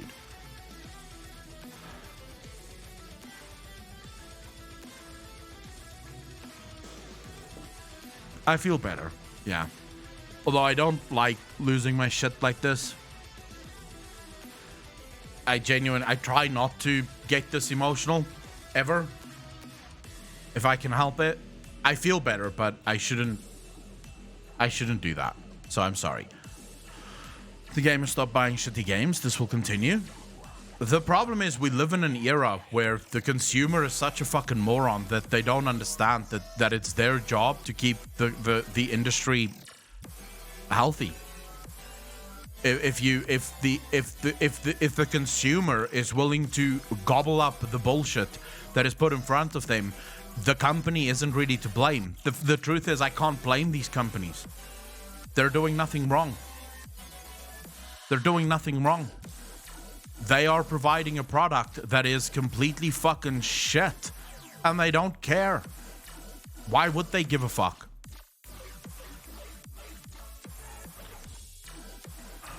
Why would they give a fuck? Oh man, take care of yourself, bro. See you tomorrow. Benny, how you doing, bro? Okay, but Akko, you needed this especially on stream. All you do is talk about this game, so respectfully, you deserve the moment of realness.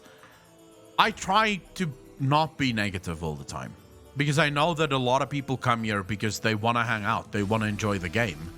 So I try not to give in to my anger about the game. I try not to, I try not to, like, I try not to create a too toxic environment.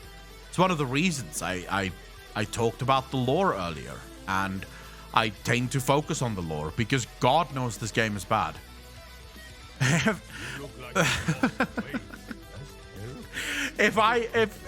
Always enjoy your opinions and words, Echo. No need to apologize about something you're passionate about. Prince Melina, thank you for the 100 bits. I apologize because of how I did it. Not because of what I said, but how I said it. It should have been more controlled. It should not have been as emotional. If I made videos like Breach, I would have quit too. I'll be honest with you. If I made videos about the gameplay of World of Warcraft, I would have quit the game too. I would have stopped making videos about World of Warcraft.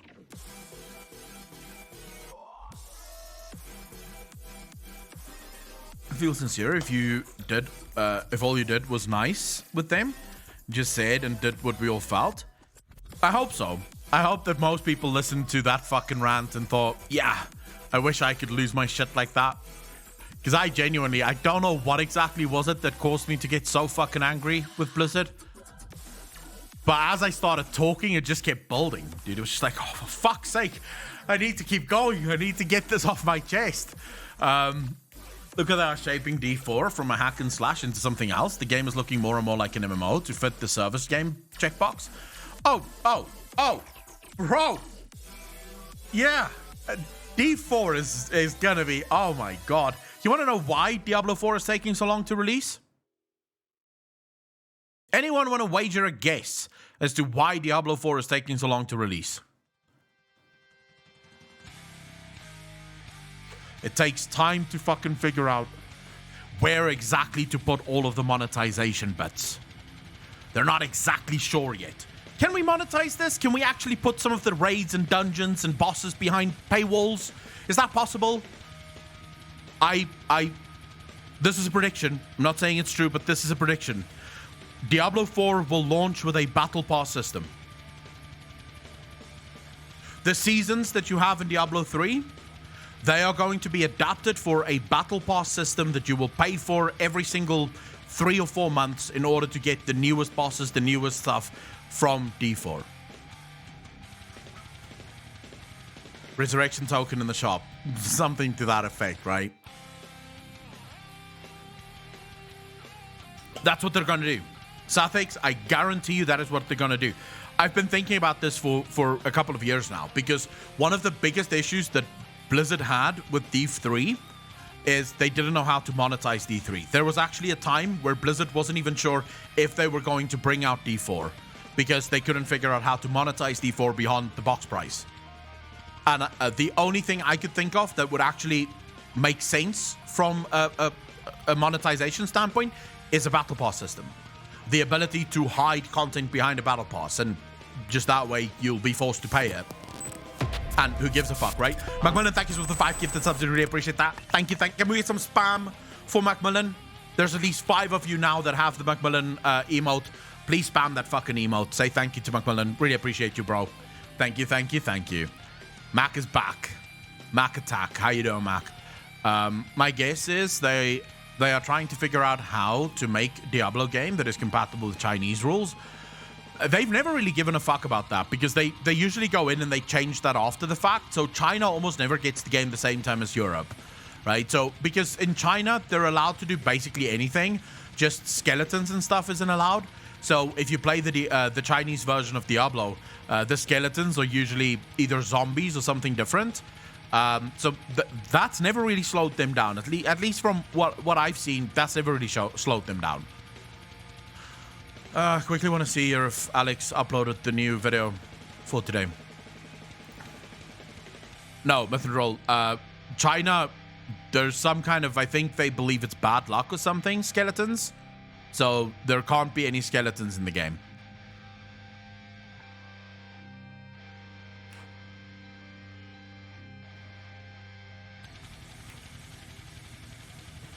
Oh, I love dudes. It's gonna be different. Oh my god, it's gonna be different. D4 is gonna feel nothing like D3. I'm telling you guys right now, Blizzard didn't know how to monetize D3. That's why the real cash shop, the real money cash shop, or real money auction house was introduced into Diablo 3.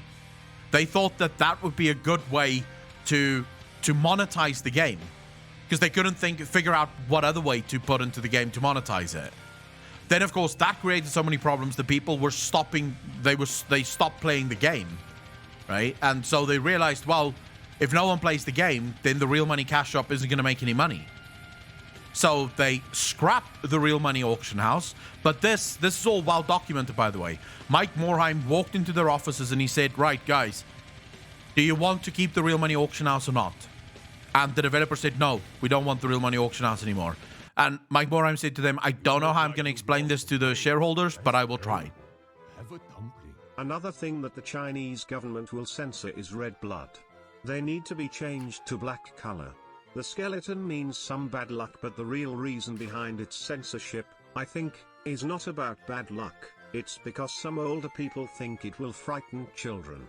Ah, okay. Thank you very much for that, Zigzix. Zigzix is Chinese, so that's why he's our resident Chinese expert.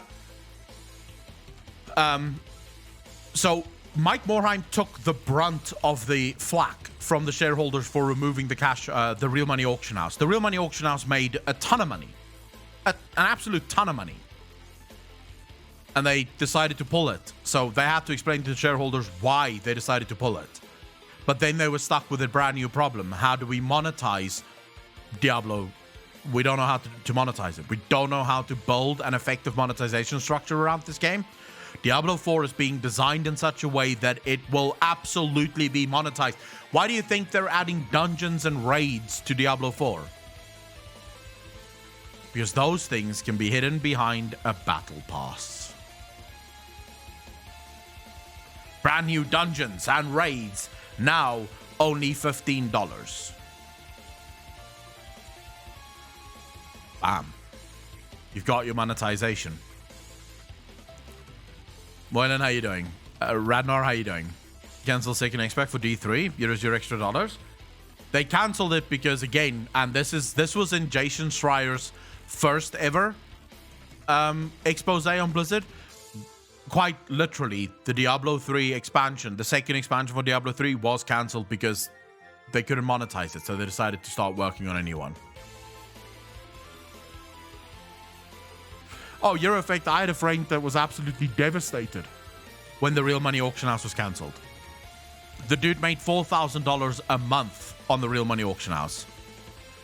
You think they will monetize D2 Remaster? Princess Melina, I don't think they could, because those games weren't really built for monetization. So they might do things like pets, maybe. Maybe some unique armors, like cosmetics. They could maybe do, but the problem that you have with something like D2 is it was never designed to be monetized, right? It was designed to be purchased and then done. So yeah, just by the way, my friend is a guy called Skills. He's probably one of my best friends that I've been friends with him for over a decade. I have never seen a game where that guy. So New World, right? Within 2 days of the New World beta, he had, I think, almost 4 million, like whatever the currency is that they use in New World. He immediately, like the first thing he did when he logged into New World was figure out what to sell on their marketplace.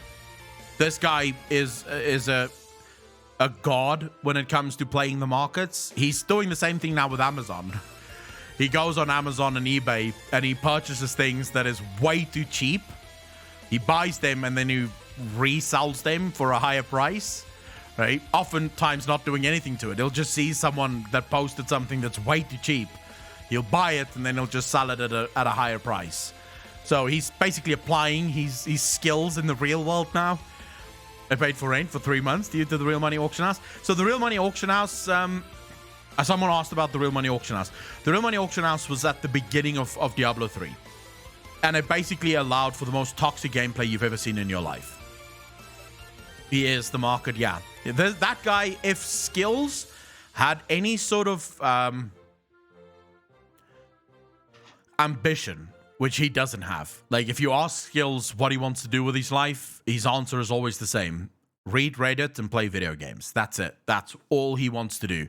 He wants to browse Reddit and play video games. That's his life. He wakes up every day, he opens Reddit, he browses Reddit for about 2 hours, and then he jumps into video games and he plays games until, you know, he logs off to go to sleep. That's his life. That's all he wants to do. He doesn't give a fuck about anything else. He just doesn't care. And so he's now making money, but the only reason he's making money is because he wants to upgrade his PC.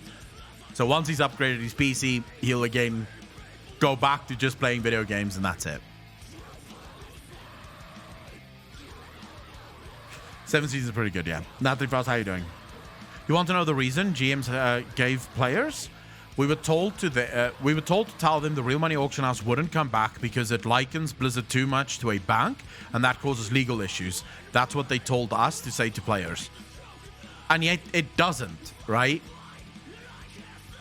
Like, the real money auction house isn't illegal. It doesn't make Blizzard a bank, right? It's literally just a cash shop. It's what it is. The only difference is the players control the cash shop. That's funny. That's the reason they gave. Do they really think that Blizzard, like World of Warcraft players, are just complete and utter morons? Is that what they believe?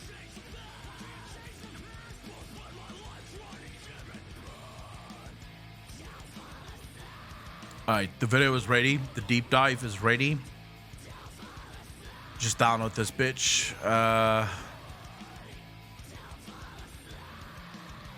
Man, I feel so much better after that fucking rant. Okie dokie, how you doing? To be fair, a lot of them are. Not wrong. I mean, to be fair, if we're going to talk about morons, I will always give you guys the exact same quote. My favorite quote in the whole world comes from Winston Churchill, who said, if you want to know why democracy doesn't work, spend 5 minutes talking to the average voter. And when I read that for the first time, I was like, yep, that makes sense to me. And if you think about it, that is the most sophisticated way of saying the average person is a fucking moron. WoW is dying, or we get a WoW 2. WoW 2 will not happen until such time that Blizzard figures out that they can't fix WoW 1. And no one is saying that WoW 1 can't be fixed. It's possible to fix it. It will probably just be very difficult to fix.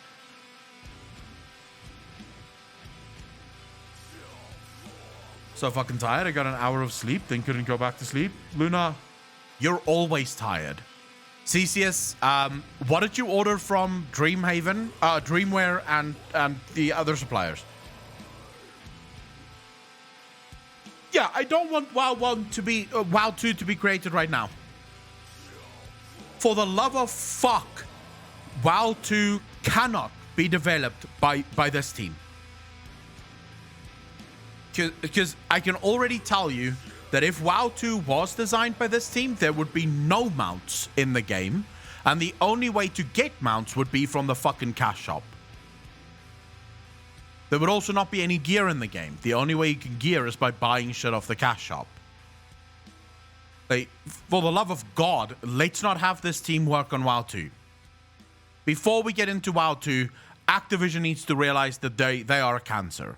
Once Activision have realized that they're a cancer, maybe things can fucking get fixed. Maybe.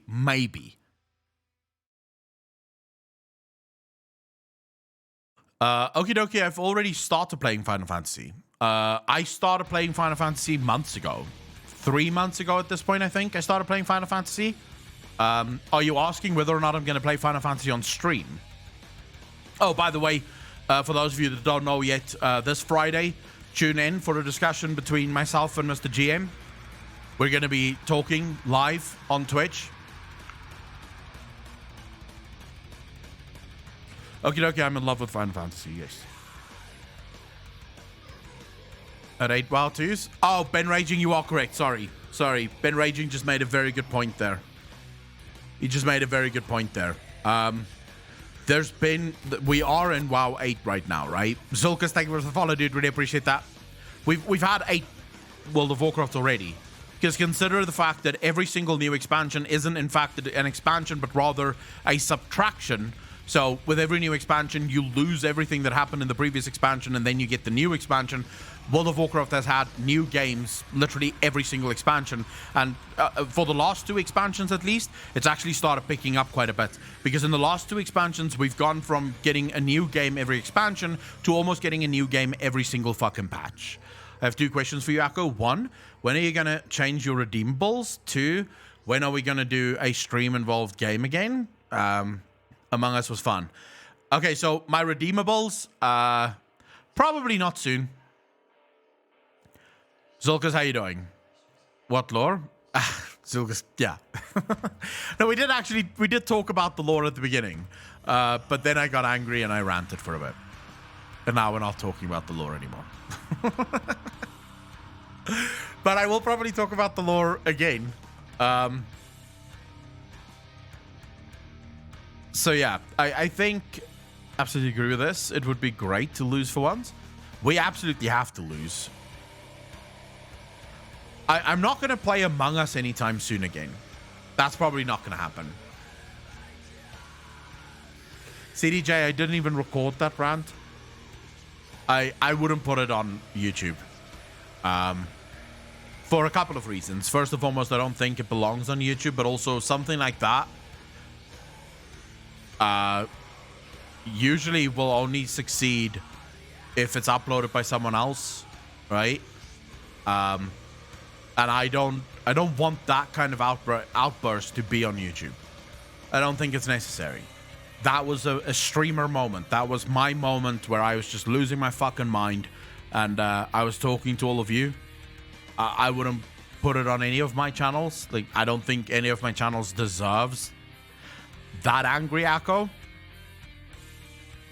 Which one exactly am I looking at here? Okay, I've got the edit for Anduin's Goodbye Deep Dive.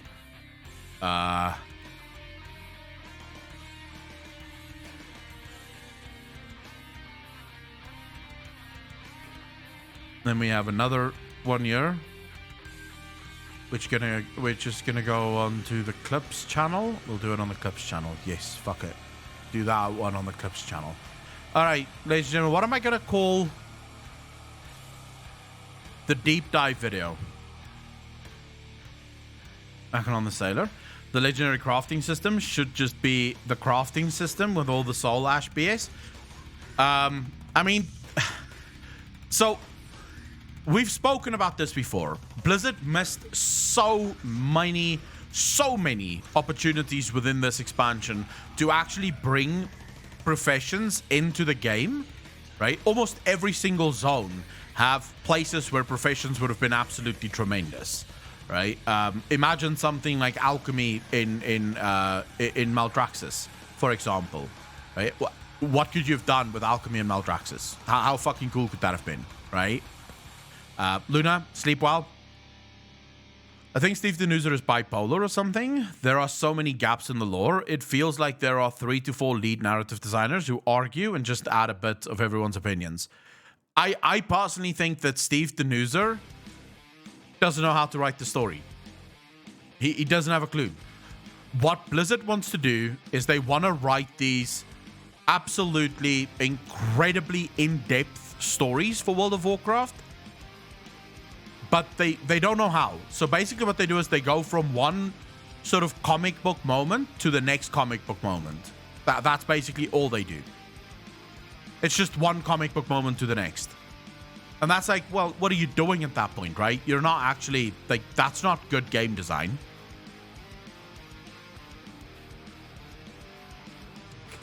You want to talk archaeology?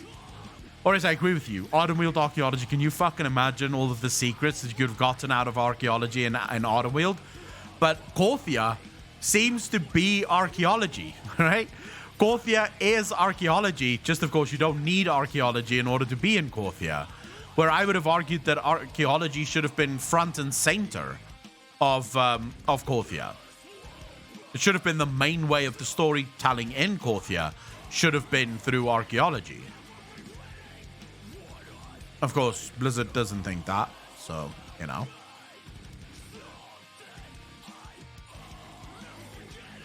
I agree with Asmongold on this. Asmongold actually made a very good point that I watched last night. The cinematics for World of Warcraft, especially the ones that we've gotten recently, need to be like 10 minutes long. It needs to be 10-minute cinematics. It needs to be cinematics that tells like a short fucking movie. Because the problem is that they're jamming all of their storytelling into these singular cinematics. The problem with these cinematics is it doesn't work. You can't jam that much story into 1 minute 30 seconds.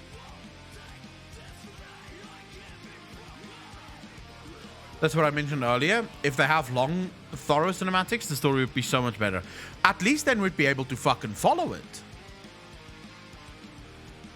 This okay, so the story that we got last night, right? The cinematic that we got last night clearly wanted to redeem Sylvanas. It wanted to showcase how Sylvanas was suffering and how bad Sylvanas had it through showing us how bad Anduin has it right now with Zheval. The problem is a single fucking sentence is not going to do that, right? There's no way a single sentence is going to highlight that feeling for Sylvanas, right? It's not going to let people feel sorry for her. It's not going to let people feel some kind of pity for her. You would have needed a proper conversation between Sylvanas and Anduin, one that could take us through the paces of everything that she felt. Her answer also to him, yes, young lion. Like, what the fuck is that? Let's watch this fucking cinematic. Hold up. I promise not to get angry.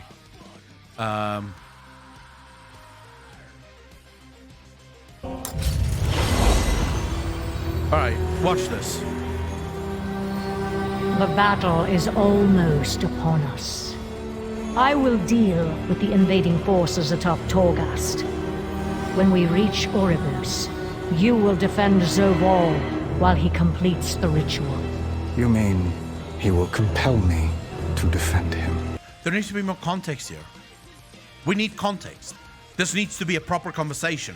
Maybe a question from Anduin as to why did you do this to me? Maybe explain to us that Anduin, Anduin did say yes, he doesn't understand why he's being compelled when he did agree to help. He agreed that this is the right thing to do.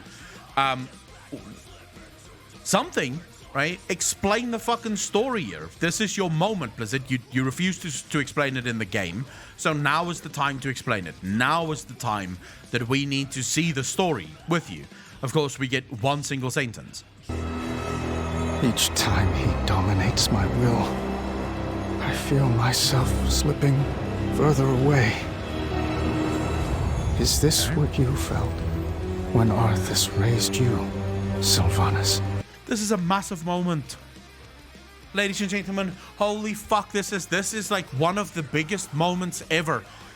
Up until now, the only thing we have ever had, right, that sort of showed us what Sylvanas was going through when she was raised by Arthas is a tiny bit in Warcraft 3 and a little bit in Age of Night. That's it. This is the moment that Blizzard needs to show the suffering that Sylvanas underwent whilst she was being controlled by Arthas. This is the moment where we need to get some insights into why she's doing what she's doing right now. This is that moment. You know that entire build-up that we've had since the fucking beginning of the expansion that's been coming like a fucking truck, right? This is that moment. We are here. We now need to know why Sylvanas wants to do the things that she's doing. Now, fear not.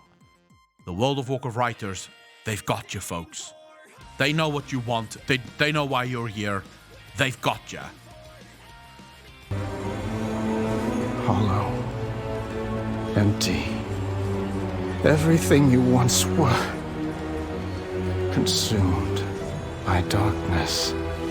Yes, young lion. That's it. Do you understand now? It makes sense, right? You all understand now.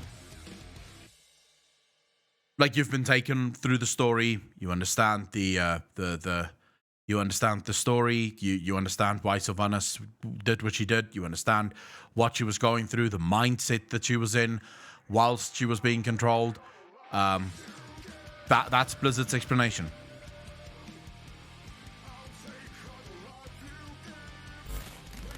Yennefer, thank you for the primes. I really appreciate that. Welcome to the Fat Fuckers Club. Thank you, thank you, thank you. That's it. That is what Blizzard thinks we need to know. Yes, young lion. Excuse me. This should have been 5 minutes of discussion. 5 fucking minutes to explain to us why she did the things that she did. This is the prep. This is the supposition. This is what it's all been building towards. This is the reveal that everyone is waiting for right now. We've been waiting for this. Months. Thanks to your fucking time gating, almost years at this point, that we've been waiting for this fucking moment. And what we get is a yes, young lion. And then, of course, here comes the next fucking doozy. But in the end, the sacrifices we've made will have been worth it. What sacrifices? What sacrifices? Explain this to me, for the love of cunt. Can I go on the story with you? Blizzard, can you please, for the love of God, stop leaving me at the bus stop? This is World of Warcraft. The bus stops, you're not allowed to get on. Then, of course, the bus fucks off. And then when they get to the next bus stop, they go, Where's Akalon? You wouldn't let me go get on the bus. I was there. I was standing there. I was waiting. But you wouldn't let me on. Now you're asking, where the fuck is Akalon? I'm still fucking waiting. In the meantime, I had to get a bike. I'm fucking riding my bike as fast as possible, trying to catch up. Trying to fucking catch up. I'm coming. Just fucking wait. I'm coming. I'm reading all of your fucking books. I'll buy another fucking book. I'm watching everything I can. I'm trying to read between the lines. I'm watching every single lore content creator, trying to find some kind of information. I'm coming. Just wait. Please. Because you left me at the fucking bus stop. Why am I not part of this story? Why am I not part of this? Why am I not being let in? Why am I not being explained what is going on? Why is this going on? Why is the average player not being taken on the journey? Fuck my life.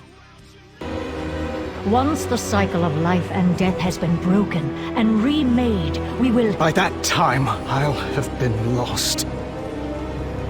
And so will you. And so will you. I can't wait to read the next book. Because all that is a fucking advertisement for the book. What do you mean, so will you? What are you talking about, Anduin? How would you be lost? How would she be lost? Up until now, we had no indication that she's been controlled by Zaval either. But now you're saying you will be lost too. Why is there no explanation of this? Why are we not being let into the fucking story? Blizzard is... Their storytelling is the equivalent of you going up to your girlfriend, asking your girlfriend what is wrong after she's been hissing at you the entire afternoon, and your girlfriend goes, nothing. You leave more confused than when you fucking entered. Like, you had some ideas when you asked the question. Now nothing is wrong. You know something is wrong. You don't have a fucking clue what it is. You know that you're gonna get fucked at some point by this. You're just not sure when. You're not entirely sure why, but you know it's coming. You are preparing your asshole. You're getting the Vaseline. You're getting it ready because you know at some point you're gonna get fucked. You don't know how. You don't know when. It's coming though. She did say nothing though, but we know she didn't mean that. Right? We know there's a story somewhere here. We just don't quite know where the story is. I only hope my friends will remember me as I was, not what you made me to be. This entire fucking story makes no sense. Oh. Katrina Stars, how you doing? For the linear narrative, more cinematic narrative would have been better. Whether or not we need the story centering on the Euros is a different topic, though. Manius one, the thing is, okay, so people misunderstand this. People misunderstand this. When I say that the hero, me, the player, needs to be taken on the journey, I'm not saying that we should be the center of the story. That's not how Blizzard wants to tell their story. But I am saying you can't skip 10 pages in the book and then expect me to still understand what the fuck is going on. Because, I mean, you just skip 10 pages. I don't know what the hell's going on right now. I don't know. And, I mean, even if we're talking about Euros, why is Bane in this expansion? Can someone fucking explain that to me? Why is Bane in this goddamn expansion? What has the cow fucking done? What has he done? Moral support. I don't even think he's giving moral support. The motherfucker sits on the steps of Ouroboros. That's it. That's what the cow does. What a great way to kill a really good fucking character. Bane is a character that so many people love because he's got such a rich history, and you bring him and you fuck him because he's not part of the story. Why is he there? At that point, you may as well just not have brought him with the story because he doesn't matter to the story. He's doing nothing in the fucking story. Cow goes moo. That's literally it. At this point, they may as well have him there for fucking comic relief. They need someone to die at the end and no one cared for Bane. Nyquist, the thing is, right? If they wanted to kill Bane at the end of this expansion, it would have been far more impactful if they gave him a very big role in this expansion, right? So players were sort of working with him, and the story was sort of playing with him, and then suddenly you see him dying, and it's like, oh, fuck! I formed such a relationship with him. Now he's gone. He's there for no seeming reason. Why not bring Khadgar in? Because Khadgar would have had far more to add to the story. At least at this point, I can think of a million things that Khadgar would have been involved in. Where's Khadgar? It would have been far better.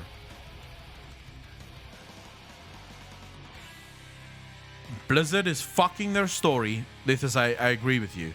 They are fucking the story. They're destroying stories that players have cared about for such a long time, and it doesn't seem like they give a fuck. Literally doesn't seem like they care. I think he's a warrior, innit? There was shit on Khadgar too. It's not the characters, it's how they write them or don't write them. I genuinely at this point feel as if Blizzard doesn't care. I genuinely feel as if Steve Denuser looks at certain characters like Bane, and he thinks, yeah, this is that fuckhead Metzen who wrote this. I don't want to write his stories. I want my own stories. I don't want to play with his toys. I'll play with my own toys. Here, I'm making my new toys now. You look like you've lost some weight. That's terrible. Have a comfort. Do you think the Void has some involvement in the creation of the replacement Arbiter? The attendants at Ouroboros constantly say the Arbiter sees all truth, but besides that, the only thing we know that can see all truth is Void. We know the Primus can see all truth as well. And we know that the Primus learnt from someone how to see all truth. And it may be that he learnt that from Zuval.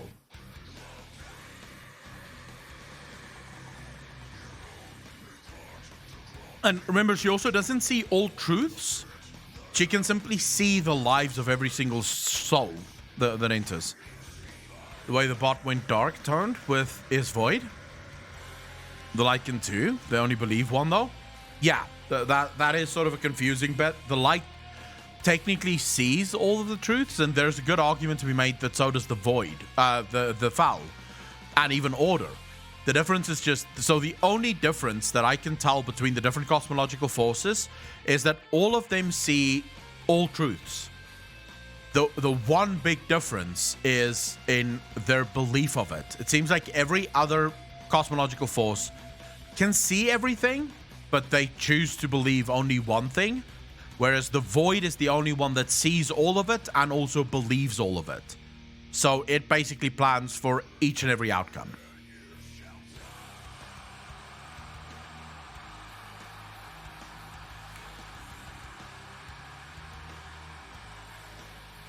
Oh, Digit, if you wanna build the puzzle that is World of Warcraft, you need fucking scissors. Without scissors, you will not build this puzzle.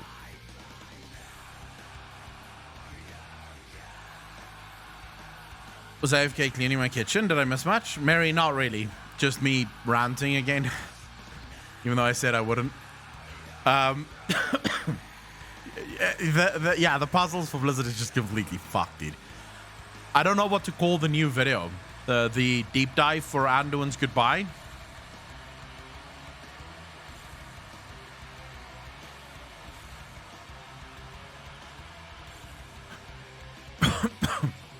The cinematic that came out, the Duranda cinematic, what plans that they have for Duranda and Sylvanas at this point? Yennefer, you and me both. We don't know. We genuinely do not know. Because it feels as if they have... Sorry. It feels as if they...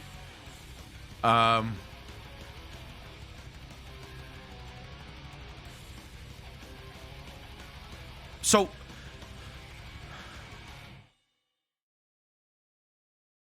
Blizzard reminds me almost of a kid with like a stutter. They have the idea in their fucking head. They just don't know how to tell the rest of us. They have the idea. They know exactly what they want to do. But we can't be a part of that. That's what it feels like. Echo call it, you must pay $20 to unlock the rest of the story. No, I can't do that, Suffix. Because a video that's coming out very soon is my my time-gated video. So I can't use any jokes that I'm going to use for the time-gated video in this video. Most of you have learned, like I've told you what my time-gated video is going to be, and I'm going to expect every single one of you to like that video and share it on every platform that you have. Be it Facebook, be it fucking Twitter. It's going to be very short. I won't waste your time. It's going to be very short. It's literally going to be me going, sup, ladies and gentlemen, Akalon here, and welcome back to each one. And of course, if you are new to the channel, thank you so much for joining us. I am very happy to have you here. In today's video, we are, of course, looking into the Primus. But before we do that, please remember to hit the like button, hit the subscribe button, and smash that bell. It does help out a ton. Also, leave us a comment in the comment section down below telling us exactly what you think of this theory. To all of the patrons, thank you so much for your monthly contributions. It does mean the world to me. Thanks to you, this channel keeps growing. Now, into the video, the Primus. The Primus is a liar. If you go from the beginning of the Shadowlands, you will look at the Primus and look at everything that he has done and everything that has now been revealed to us, and then the video fades to black, and then there's a massive screen, and on the screen we write, this video has been time gated. Please tune in next week for the part 2. Boom. Video is done.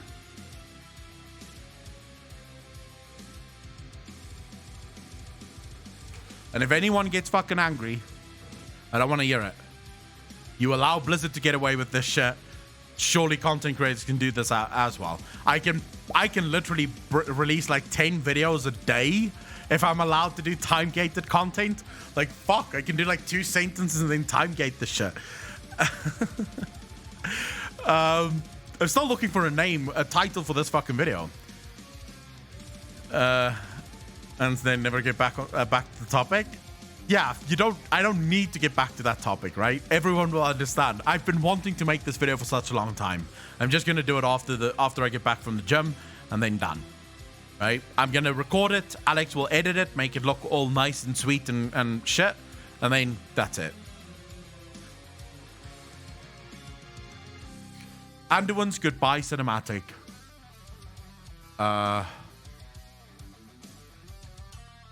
Let's just go for a simple name, I suppose. Deep dive and analysis. Fuck it. It's not exactly great, but it's... fuck it. There's a couple of interesting things in there, so hopefully people will love it.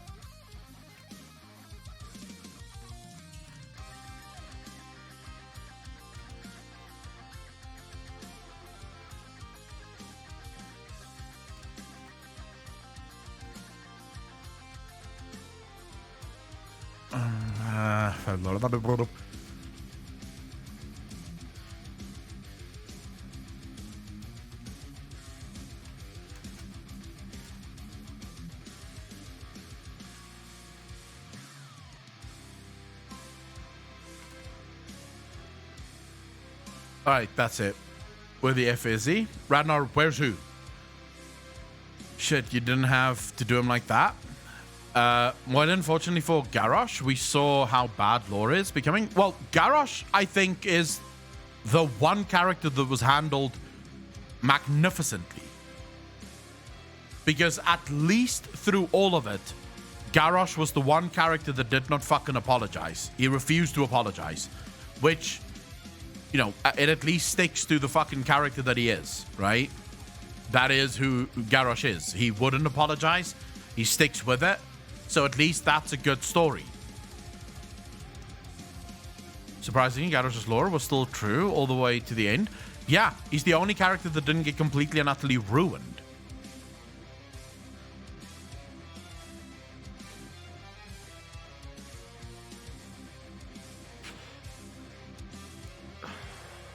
Minion, that is funny. Garrosh went out well. His cinematic deserves better. Oh my god, yes. You've seen the updated cinematic, the fan-made one, right? Like, the fan-made one is a million times better than the in-game one. The one Blizzard made was not good. Oh, fucking, let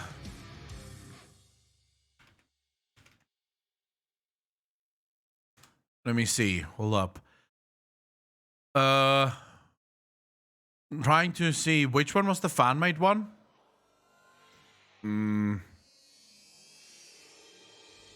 Oh, it's this one. I think it's this one. Garrosh's Fate Reforged. Yeah. All right. Let me show you Blizzard's.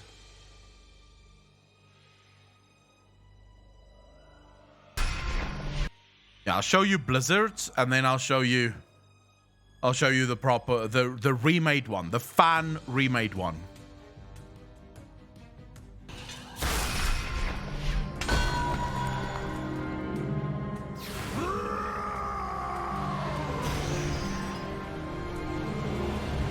They said I must answer for my crimes, repent for my sins. But every choice I made, I would proudly make again.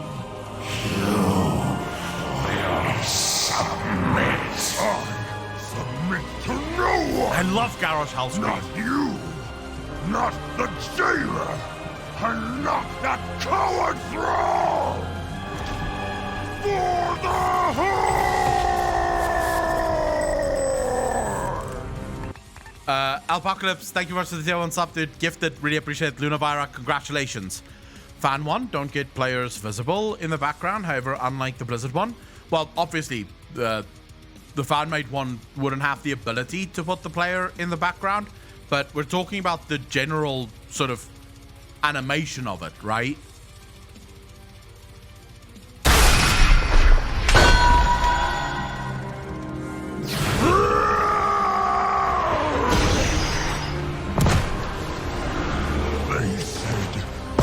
Answer for my crimes, repent for my sins. But every choice I made, I would proudly make again.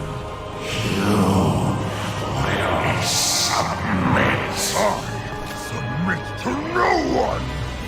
Not you! Not the Xerath! And not that coward thrall! For the Horde!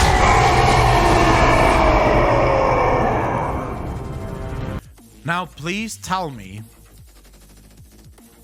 how is it that a fan-made one in less than a week shits on the Blizzard one? Truffle Shuffle, thank you for seeing what's happening. Really appreciate that. 7 months in a row. Thank you, thank you, thank you. Okay, if they got the lip syncing right.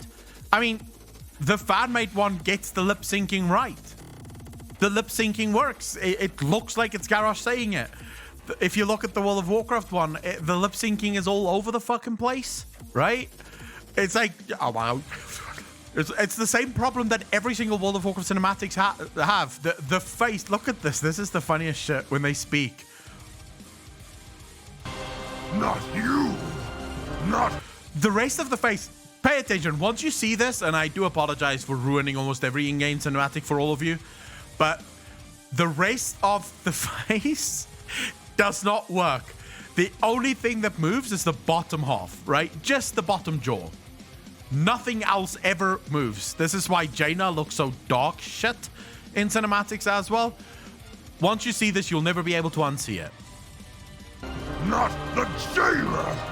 And not that coward thrall! For the Horde!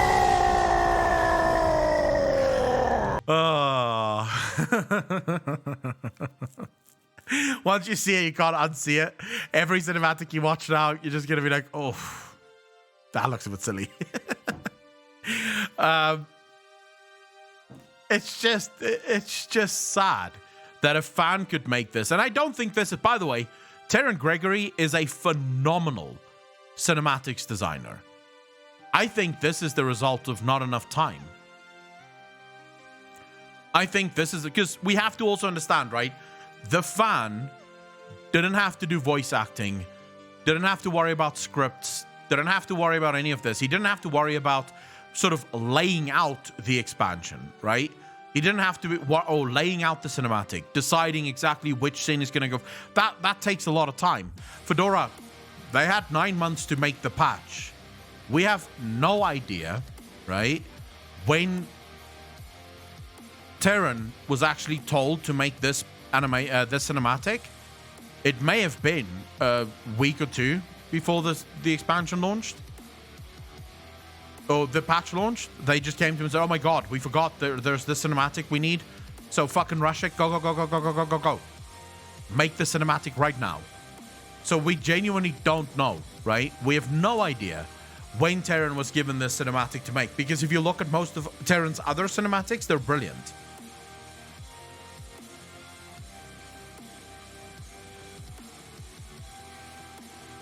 So it wasn't Terran who made it.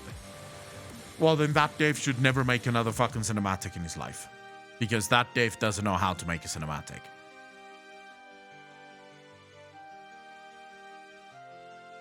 Wasn't Terran, it was a single other Dave. Well, that Dave did not do a good job. He did not do a good job. They decided to change story direction at the last moment. They fucked it up. The engine is just crap for cutscenes. Esoteric, the problem that I have with the engine being crap for cutscenes is, how is it that fans make the cutscenes using in-game models, using everything that Blizzard have, right? Fans don't have billions of dollars of resources. This is one guy with a fucking PC. This is one guy with a PC making this. So at the end of the day, it doesn't. I just got you. Did you cover the dialogue following the cinematic? Which dialogue?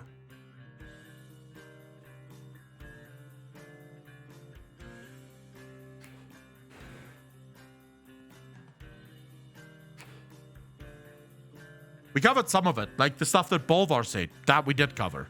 Actually, that video is going to blow a lot of your minds. because it was literally a live theory that we came up with, and I do believe it's probably one of my best theories yet.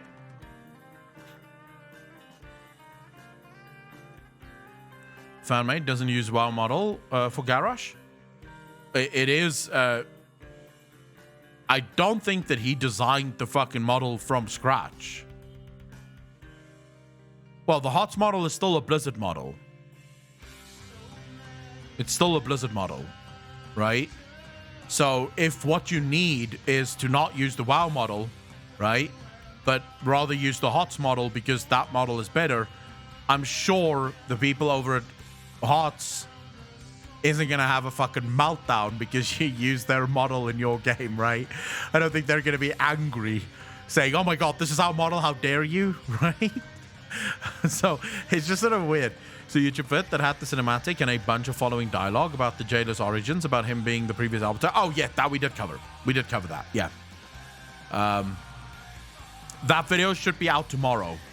It's I think it's one of the best videos I've ever made. At least I think so. Maybe I'm wrong, but I think it's one of my best. Unforgiven, thank you so much for the update. Really appreciate that. 26 months in a row.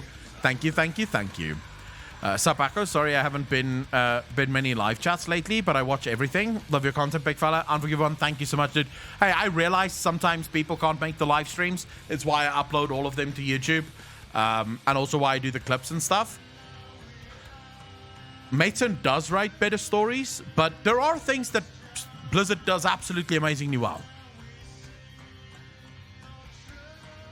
There are things that Blizzard does that is absolutely amazing. So just pay attention, for example, to this, right? And this is where I believe Blizzard absolutely excels. It's those small individual stories, those individual moments between characters, the small moments. Blizzard does this amazing. The issue with Blizzard is that whenever they get to the big stuff, the things that's really going to change the game, it falls the fuck flat. Like, it just immediately goes downhill. But listen to this conversation between Uther and Jaina. Uther, by the light, Jaina Proudmoore, is that you? Uther? A Kyrian? Of course, it suits you. I barely recognized you, my lady. The last time we spoke was at Stratholme, after the culling. I remember. You still think of him too, don't you? Even after all these years. I've tried to put the past behind me. Now, with what's been done to Anduin, all those painful memories have flooded back again. Memories are like mirrors. They show us parts of ourselves, sometimes parts we'd like to forget. But you can choose what lessons to carry forward and what to leave behind. I loved him, you know. As did I. Take that love with you, Jaina. Let it lend you strength in dark times. Thank you, Uther.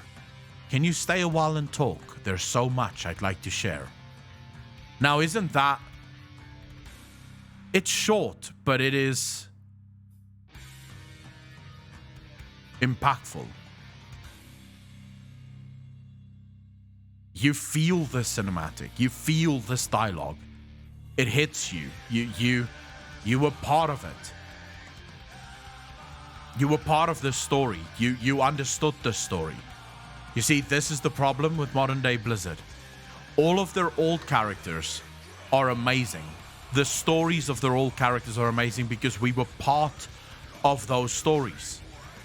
We know what the fuck happened between Jaina, Uther, and Arthas. We were there the moment all of this happened. So seeing this reunion between these characters is insane to us. The problem with modern day Blizzard is they can't do these stories anymore.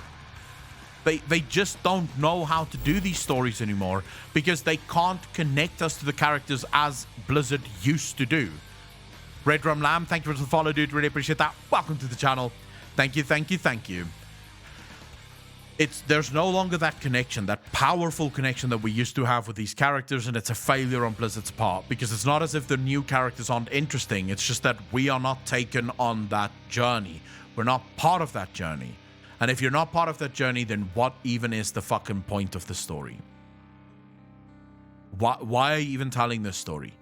You may as well leave it. They clearly don't even understand their own characters. Just look at how they handled Kel'Thas. Minion, okay, let me check this out. The mysterious Vainthir Tome.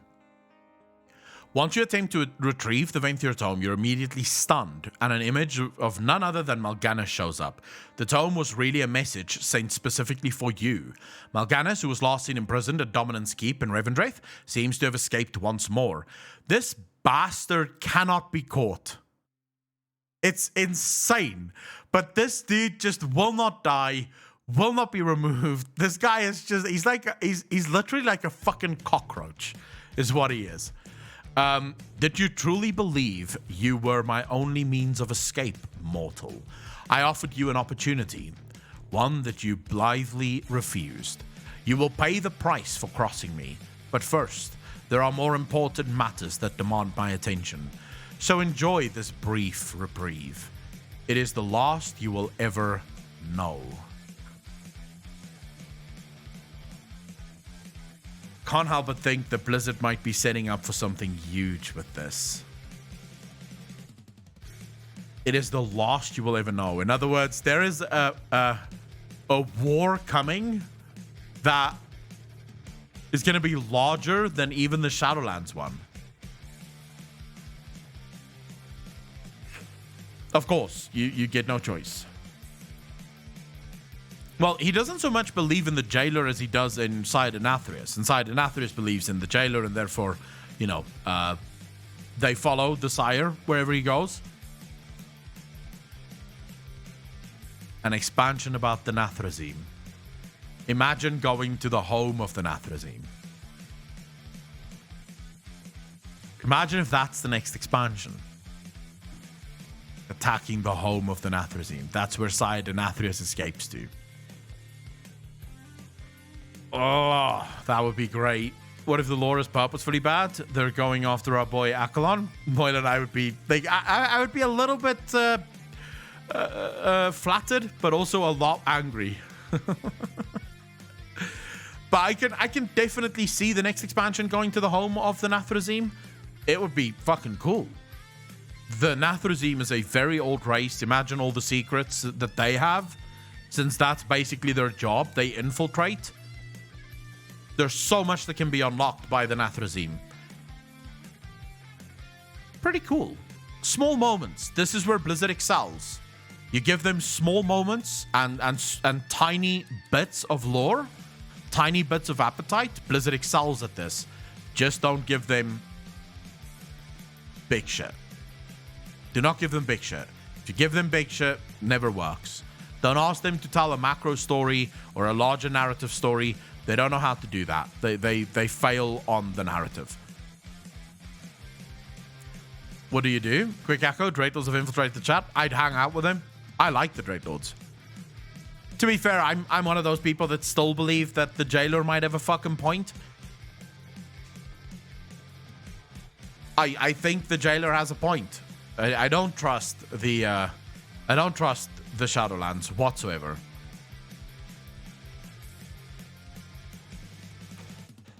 Zulkas, I remember. Don't remind me.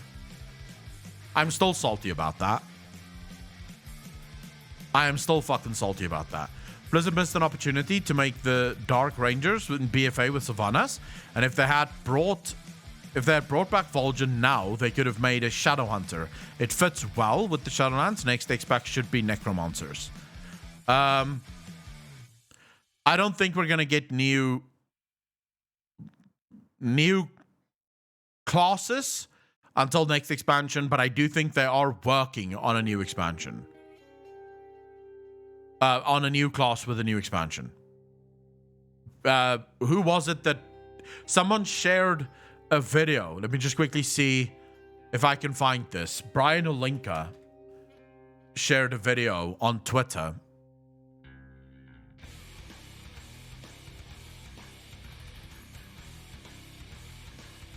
Is it Brian Olinka? I don't even know what his fucking name is. Olinka shared a video.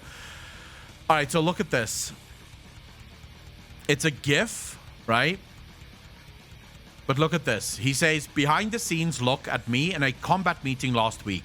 What could I have been discussing? A new boss, a new ability, the most recent fishing trip, my plans for pizza night?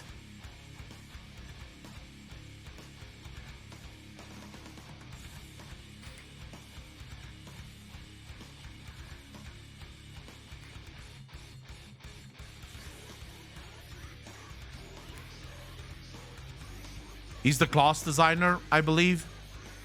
He's like one of the class guys.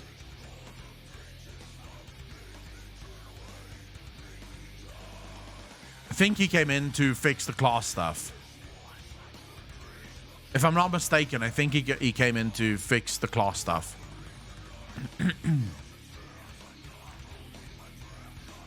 Cube Crawl, he's saying, look at me, bitch.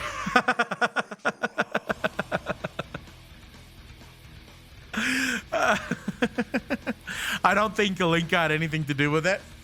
I don't think Kalinka had anything to do with it. He seems to be a pretty nice guy. I don't know what he's describing here. I don't see it as anything PvP related. But then this is a combat meeting that they were having, right? So he would have played his part. If you're talking about a combat meeting, he would have played his part in whatever the bigger discussion was. So let's say the combat meeting was about a new class. He would be sort of adding to the discussion of the new class. Even though he is, because you can imagine if Blizzard is talking about a new class, the head of PvP is going to be part of the fucking story, right? They are going to pull him in to sort of go, hey, okay, so this is the class that we're thinking of now. What do you think? Is this something you could do in PvP? Is this something that's going to be broken in PvP? What are the plans here?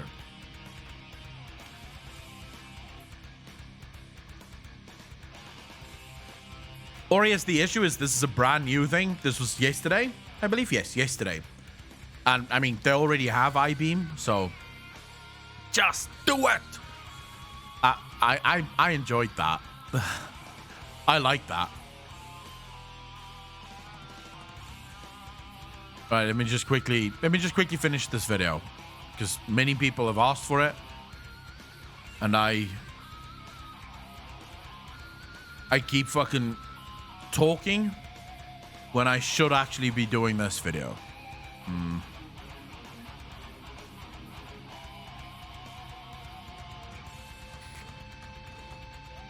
I don't think they'll ever make a Banshee class.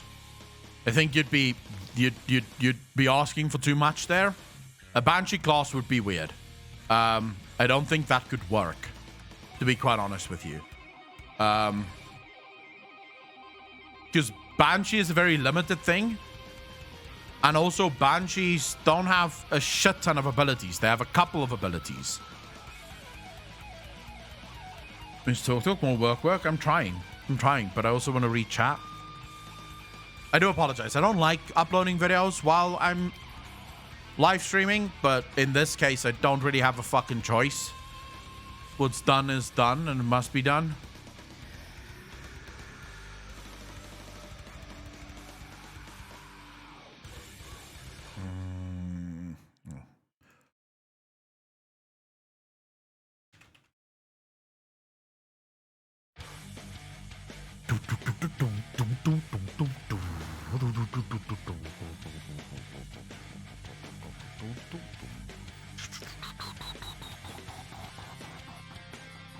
Almost done. What time is it now? 6 o'clock. We'll do this for 7 o'clock. No. Yeah, 7 o'clock should be fine. Schedule that bitch. Next, monetization on.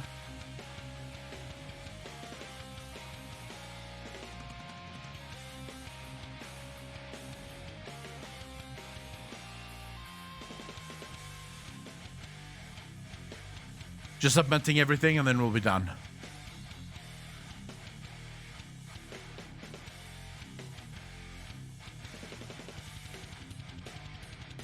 Oh, by the way, according to you, who's the Hand of Valor? The Hand of Valor, well, it's not just according to me. The Hand of Valor is almost definitely The fuck am I saying? The Hand of Valor is almost definitely Odin. This is what... Okay, so we know that Odin is the one that saved Vol'jin, right? At least according to Ayer. It was Vol'jin. It was Odin who saved Ayer, Vol'jin.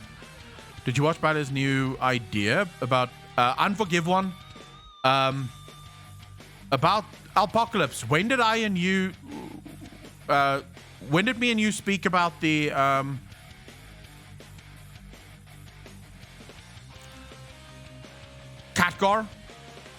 Khadgar's fucking Raven in Erebos. Got to head for home. I'm on my phone right now. Catch you later. Katrina Stars, take care of yourself. I think it was like 2 months ago. Unforgive one. When myself and Apocalypse brought up that theory. So it's somewhere on the channel. I don't know where, but it is somewhere on the channel. I'm salty when it comes to the whole Shadowlands expansion view regarding death. It feels so unsatisfying. Death since Shadowlands kind of feels meaningless. This is just life version 2.0. For as far as the true death only happens after you die inside the Shadowlands. Oh, fuck. I want to show you this video that I just made on this topic.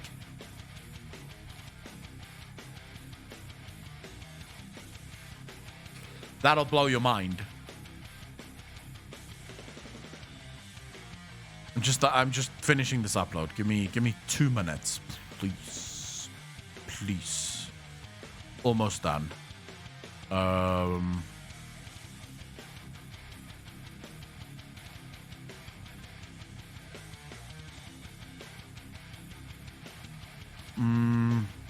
Okay.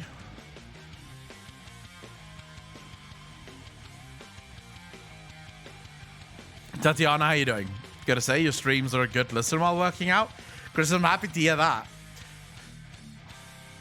So I could give you guys a sneak peek at tomorrow's video, if you want. I could give you a sneak peek of it, if I can find where I recorded it. I can't remember when I recorded it. Yeah, pay me $1,000 and you get sneak peek. Hold up, let's see. You guys want to watch that again? Listen closely to what is being...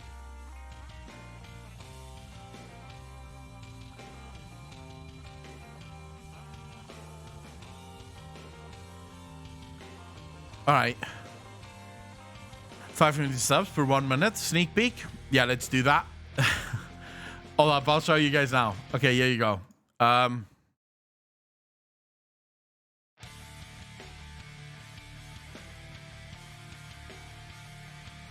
Listen closely to what is being said here. Listen closely to what is being said. Oh, this isn't going to work. Never mind. I can't show you this. Never mind. I just realized I record in like... so these are all the audio tracks. You're not going to be able to hear anything other than me speaking about it. Because all of these audio tracks contain different audio sections of the video. Alex will edit it. It will be up tomorrow. I promise. But that theory is insane. That theory genuinely is insane.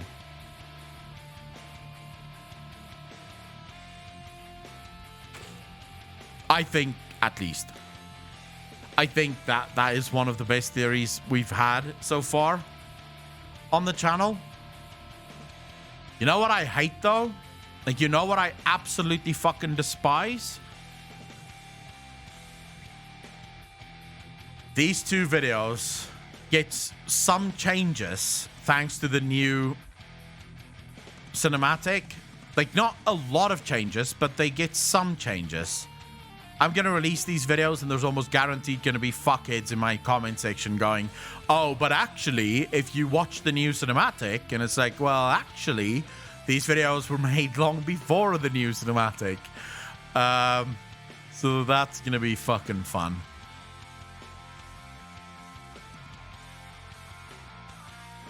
Chica Man, wait, what?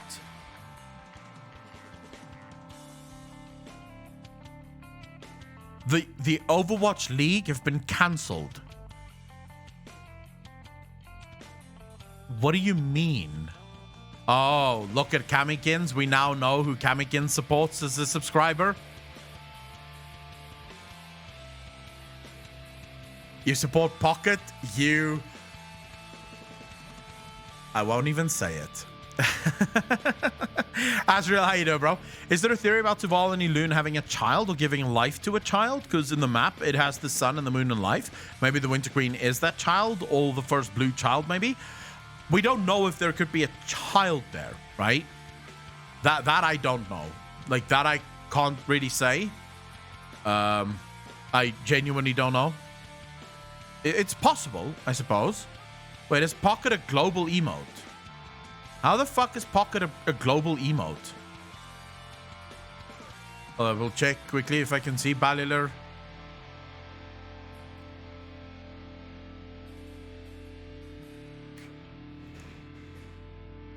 Why do I not just search? Why do I always want to go the fucking long way around? Bad for the senior community. I mean,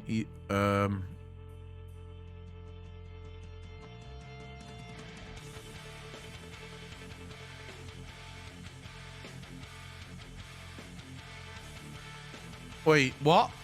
The tweet's been deleted. Okay. Hold up, I'll show you guys.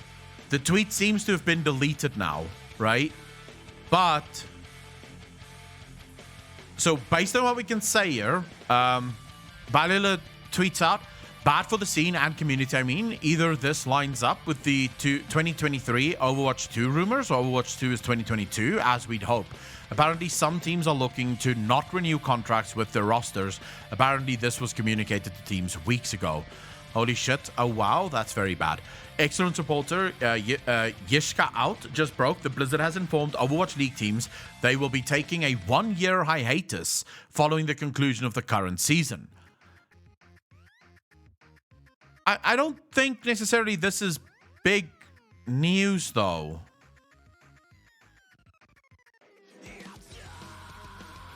Whether it's accurate or inaccurate doesn't really matter to me, because is there anyone that actually gives a fuck about Overwatch?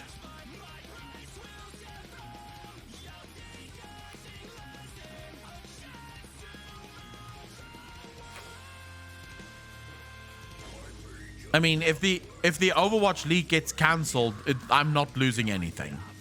I'll be honest. Then I think the 10 people that watches the Overwatch League will find something else to watch. I realize it's very sad for all of you, but you know, it is just 10 people.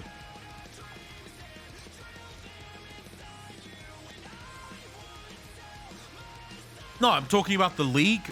Like, the game isn't getting... Like, the game would probably not get cancelled. It still makes good money. But the league itself, who gives a shit, right? I don't. I don't think anyone does. Is the Overwatch League even successful? The best thing about Overwatch is the fan-made porn. Needs to exist as an esport and not its own league. If Blizzard wanted the Overwatch esports to be successful, I will say the same thing that I have said countless times. You do not... Aureus, thank you so much for the gifted subs, dude. Really fucking appreciate that. Paying it forward. Really appreciate the gifted subs, dude. Thank you, thank you. Can we get some love in chat for Aureus? Going from me and him fighting to me and him actually agreeing on the Overwatch League.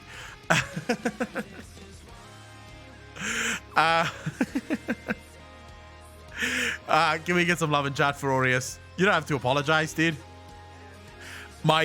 So if you want to make an esports work, you cannot do that by forcing it. Sophia, how you doing?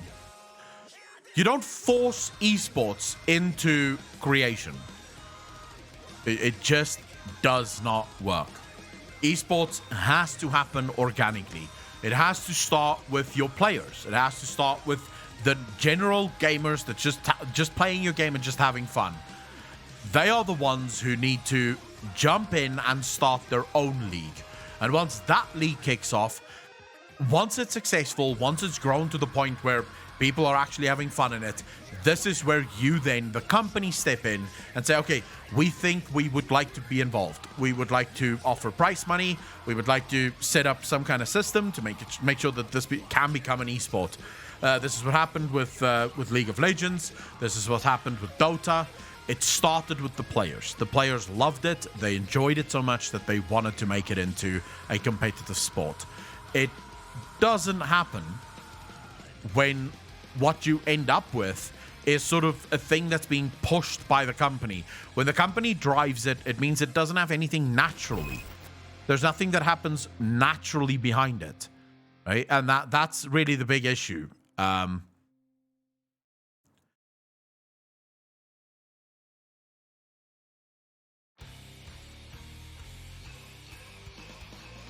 All right, so hold up.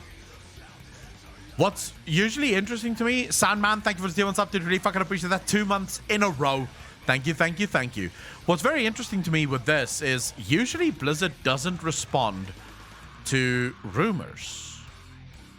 Blizzard is one of those few companies that tend to let rumors just be. It's really not practical to respond to every rumor about our future plans, but in this case, this story is inaccurate. We have not set nor communicated dates about our 2022 season yet, but do not plan to take a year-long hiatus in any scenario we are considering currently. I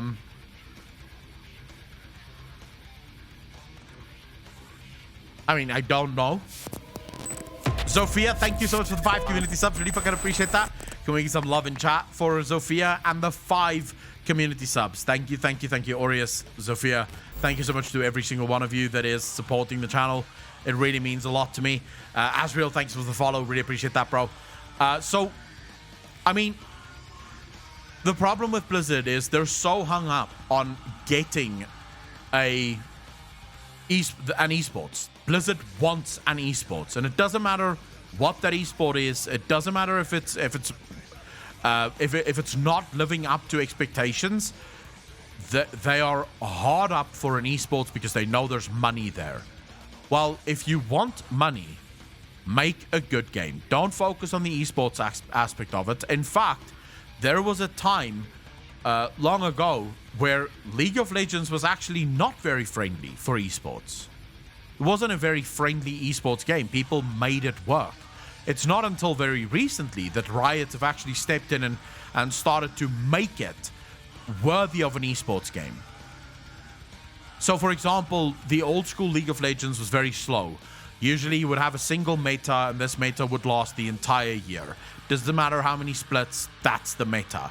If you have a tank meta with a big front-to-back team fight, that's it. Every team plays the exact same game. That means for the rest of the year, you have these 40-minute plus games where, you know, the game is decided at one single team fight. Nikea, thank you so much for the 6 community subs. Really appreciate that. Thank you, thank you, thank you. Give some love in chat for Nikea as well. I really appreciate all of your support. It means the absolute world to me. Thank you, thank you, thank you. It's until recently, now, Riot has sort of stepped up and said, okay, wait a second.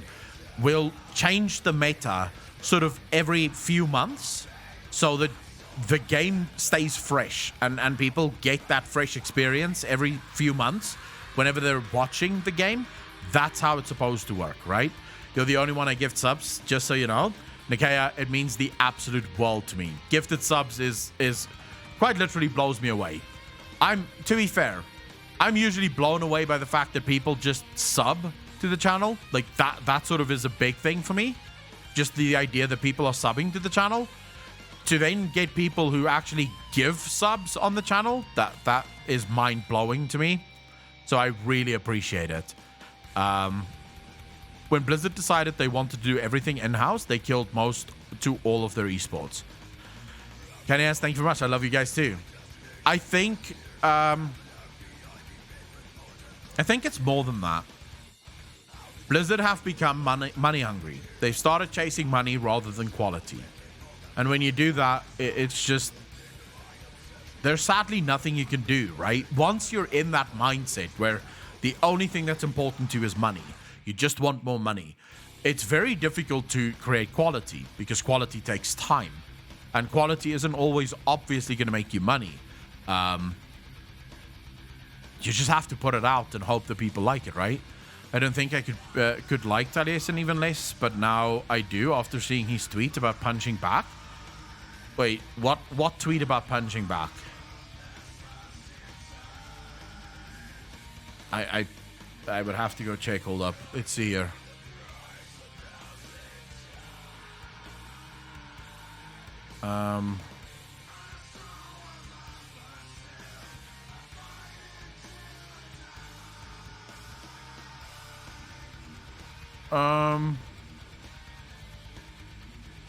Can someone link me Taliesin's Twitter?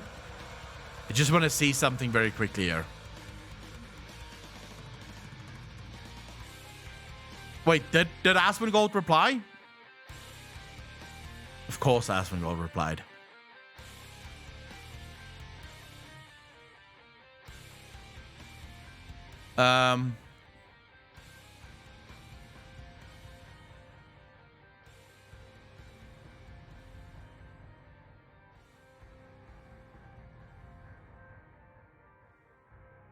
I'm trying to see now which tweet is this.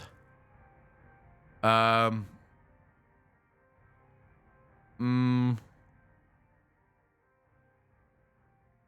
don't see a tweet from this. Like a punching back tweet, I don't see a tweet like that.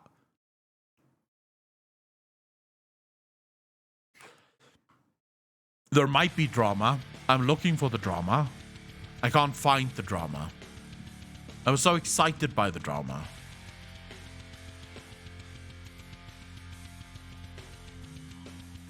Here we go.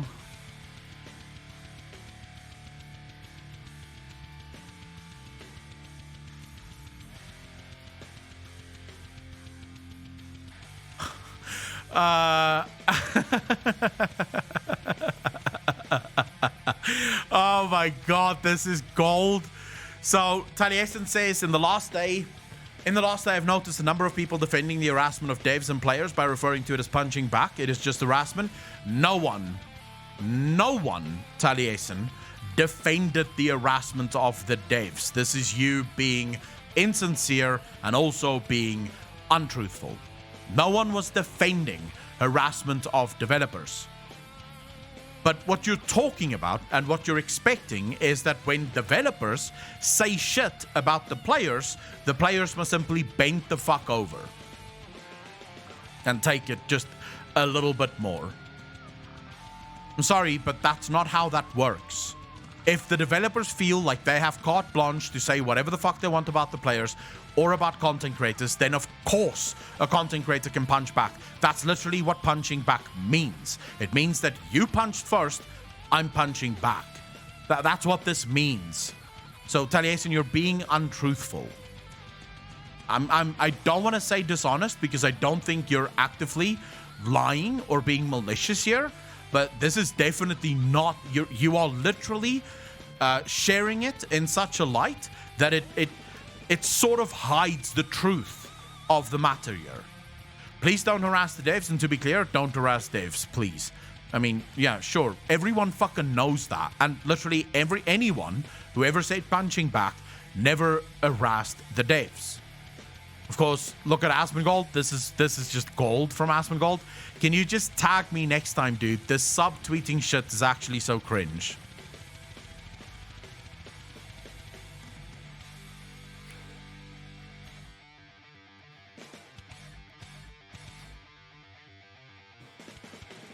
This for me is this is Asmongold just calling Taliesin out in the most fundamental, straightforward way ever. If you're gonna talk about me, bitch, fucking tag me. Don't be a sub-beta cunt. Don't talk behind my back. Don't tweet as if you're not actually talking about me, even though we all know that you are actually talking about me. If you want to talk about me, ping me. Tag me and fucking talk about me. Be honest. Be open. Right? That's why we're here. You are trying to start shit without actually trying to start shit. And I think everyone remembers Taliesin's epic meltdown on Twitch about how Asmongold is just an absolute fucking disgrace to the gaming industry, whilst he was the one throwing the fucking shade. right? Like, this guy is just a hypocrite. I'm sorry. He is just a hypocrite. The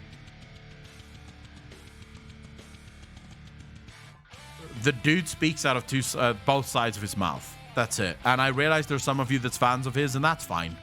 You can like him. I don't care. I don't blame you for it. He makes funny content, and his content is oftentimes, well, almost always top-notch. But the dude is a hypocrite. Every single take that he has is, generally speaking, considered a hot fucking take, but not in a good way. It's almost never a good way.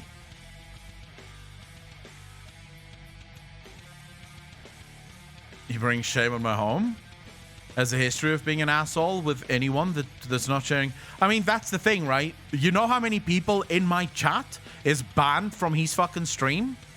And not for doing anything wrong, not for being insulting or for harassing people, just for not sharing his opinion. Like, just for not sharing his opinion. Like, they don't agree with something that he says. This dude, this guy is the god of echo chambers. Like, he builds echo chambers faster than anyone I've ever seen in my life. Like, but this is the problem. His views are so badly fucking formulated, right?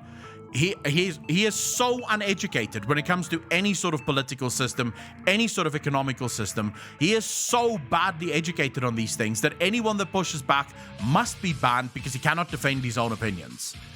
He doesn't have the ability to defend fucking anything that he says. He just needs to be able to scream, and no one should be able to disagree with him. And then he comes up with fucking tweets like this. In the last day, I've noticed a number of people defending harassment of the devs and players by referring to it as punching back. No one was referring to it as punching back and saying you have the right to harass developers.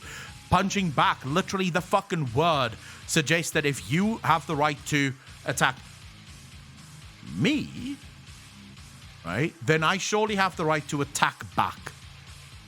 So if you're gonna say shit to me, then surely I must be allowed to say things back. I can't be expected to just shut the hell up. It's that victim mentality that he has and a bunch of other developers have at Blizzard. I told you guys this before. The developers of World of Warcraft, they love doing shit like this.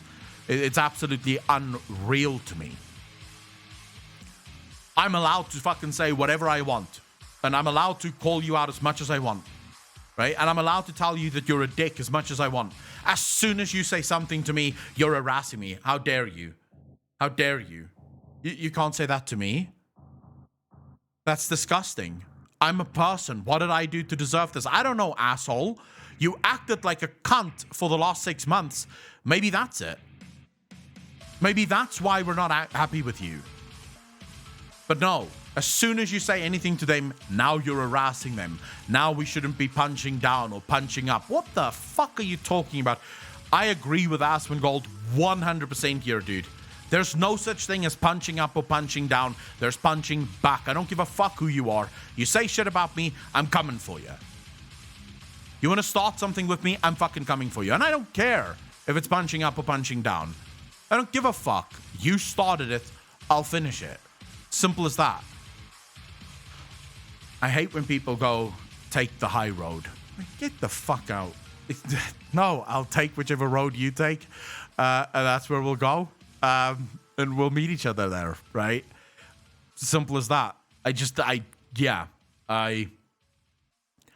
don't like that tweet. I think that tweet is completely misleading because it does not speak to the heart of the issue. And it is one of the shittest hot takes I've ever seen in my life. Hands down. Turn the other cheek. Just get you a second bruise. Yep. Basically, we have 99% of society today. True. Most people love giving it out. The majority of people can't take it. Like, people love dishing it out. They can't fucking take it.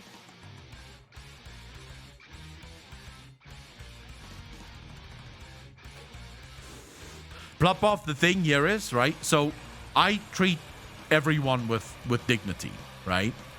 Until such time that you show me that you are beneath dignity, right? So you have the choice. The power is completely in your hands. If you show me that you are worthy of my respect, I will give you respect. If you show me that you are not worthy of my respect, I will give you disrespect. But it's your choice, right? What I'm talking about here is when you treat me with absolute disdain, I cannot be expected to then somehow bend over. No, you treated me with disrespect. I am going to treat you with the exact same amount of disrespect. I think it's only fair. You started this. We're just going to continue it. If the developers do not want the players to be their enemies, then it's very fucking simple. Stop treating them that way. It is legitimately that simple. If you do not want us as your enemy, if you don't want players to be angry at you all the time, stop treating them as the enemy. Stop treating them as if they're the other.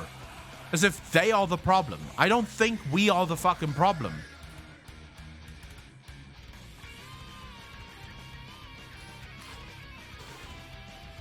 I felt attacked when I was told being upset about content delays and lack of quality made me part of the problem. Moylan, you and me both. I had quite a rant about that fucking asshole. The cheek. The cheek. To tell a paying customer, listen, you fuckhead, if you want your content that you're paying for, then you are a problem. So, oof. I don't think you and I are on the same wavelength of what the problem is. The problem is you guys can't keep your fucking hands to yourself and you keep grabbing ass at work. The problem isn't and has never been your overwhelming amount of content that you keep fucking throwing on top of us. That's never been the overwhelming problem with World of Warcraft. If that was the least of our problems, we would not be having problems right now. Right? Yeah, they're fucking asshole, dude. It's just, yeah.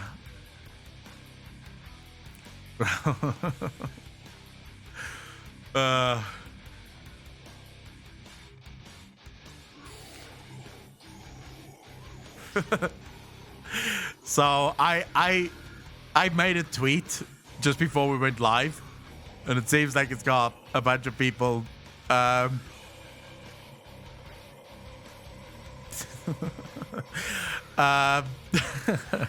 Look at that and tell me if you disagree.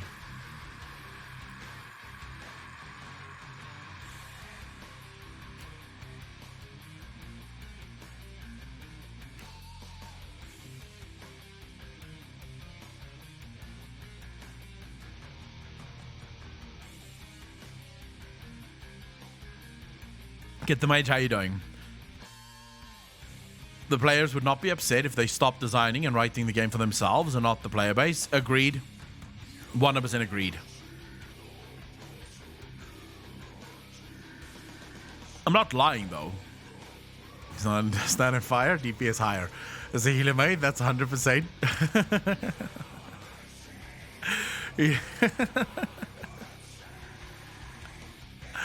I don't know why. I just thought about this and I thought, fuck it, I'll tweet it out. You should stand in the fire. Yes. You should stand in the fire. Your job is to DPS. It's not to heal. So if you're not standing in the fire, you're not taking damage. Therefore, the healer cannot heal. If you want the healer to be able to heal, you should be standing in the fire. Otherwise, you're effectively doing the healer's job for them. This is, I mean, fuck. This is logic. It is the most logical thing ever. If we were Vulcan, this would be how the Vulcan play the video game.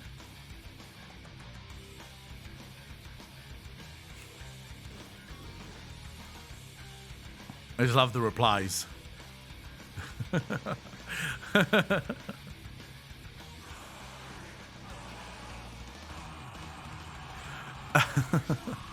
There's a big troll energy and I love it, but the healers are gonna rage.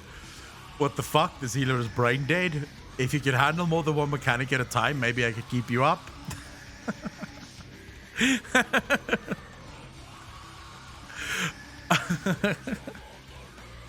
I love comments. The shit that people come up with. What in the hot, crispy Kentucky fried fuck? Lol. Best Twitch emote, in my opinion. It really is one of the best.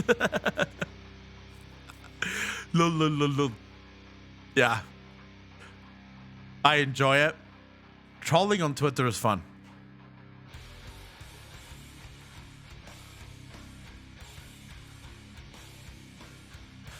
Oh, fuck my life, ladies and gentlemen.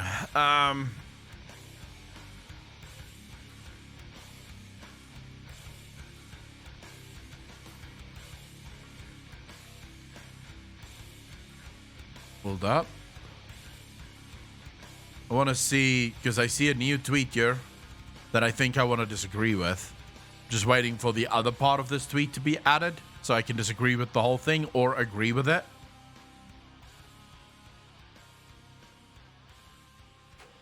This is why healers and tanks hate DPS players. Shay, we hate you for not healing us when we're standing and shit. To be real.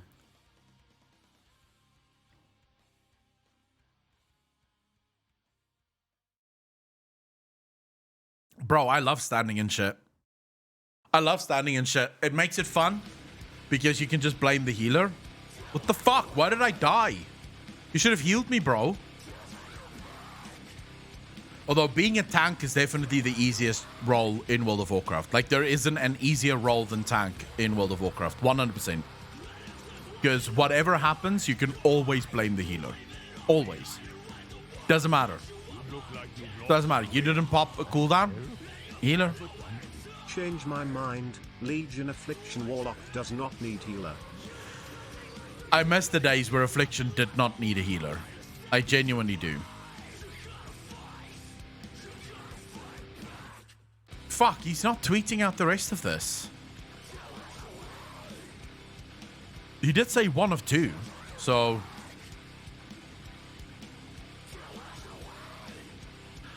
See, I don't... So, let me say this. Our Twitch communities are a reflection of us, of how we handle and compose ourselves when we hit the start stream button. I don't necessarily think that's true, because it's a reflection of your personality and your sense of humor, but different people will like different things. Not everyone that is, like, I don't think the majority of my chat is like me. Some people like my personality and they like my sense of humor and therefore they stay. Other people don't and they leave. I don't, Shadow Rodney, how you doing? I don't necessarily agree that it is a reflection of us. I'm just here entertaining people. Because to me, this is the equivalent of saying that the Marvel actors, the fans of Marvel is a reflection of the actors of Marvel and the movies that they make. Like, how in the fuck can it be up to the actors to control what their viewers are gonna do or what the people who watch the movie is gonna do? I don't see. I know Twitch is more interactive, but at the end of the day, the majority of you come here to be entertained, right? You come here for hot takes like this one, where I basically spout off a bunch of bullshit that's most likely ignorant and ill-informed, right? But that's why you come here. You enjoy hanging out here. I don't see Parascopic. How you doing? I don't think I am an extension of you, and I don't think you are a reflection of me. Influencer, streamer, content creator, persona, whatever the hell you want to call us. Should we be burnt at the stake if one of our viewers goes off? I think he's going to say no, but you could say yes, I suppose. He still hasn't tweeted out the rest of this, which pisses me the fuck off, because I really want to know where he goes with this thought, because on the one hand, I could agree with what he just said. On the other hand, I can't, right? So I want to see what the rest of this thought process is. If you ban ones that don't agree with you, you're making an echo chamber. The issue is, right? So if you ban every single person that doesn't agree with you, you'll end up with a bunch of people that's just sniffing at your asshole, right? And you'll get no truth whatsoever from anyone ever again. That's just guaranteed. You are going to become a toxic environment in and of yourself. Because guess what? The most toxic people right now in World of Warcraft are the people that basically hate anyone that says anything negative about the game. Not everyone. There are people who like the game and don't like people saying negative stuff, who isn't toxic. But there is a shit ton of, like, every single person in my comment section that is currently being negative and sort of toxic on my YouTube videos are people that despise the fact that I say anything bad about the game. If I say anything bad about the game, I immediately get fucking attacked for it. Like, seriously attacked for it. Now, you see, those people are so far in their own echo chamber that they don't realize that they have become the bad guys. The very people that they think they're fighting against, they have become that. Now, again, like I want to say, not everyone. There are absolutely people that still love the game and don't really like all the negativity, but when they come at me in the comment section, they're very composed. They bring a conversation and an argument to it where they try and not necessarily convince me, but they try and make their point, right? But right now, the vast majority of toxicity that I experience is when now, to be fair, I do experience toxicity from the other side as well, right? But I am getting far more whenever I make a negative video from people who refuse to listen to anything negative about World of Warcraft. Absolutely refuse. Most of the people that is negative about World of Warcraft, when I make a positive video about World of Warcraft, they'll just sort of be like, yeah, well, I don't agree, but whatever, right? Every once in a while you get attacked for a positive sort of thing, especially from people who basically accuse you of being a hypocrite because you keep playing the game, because according to them you should quit playing the game, right?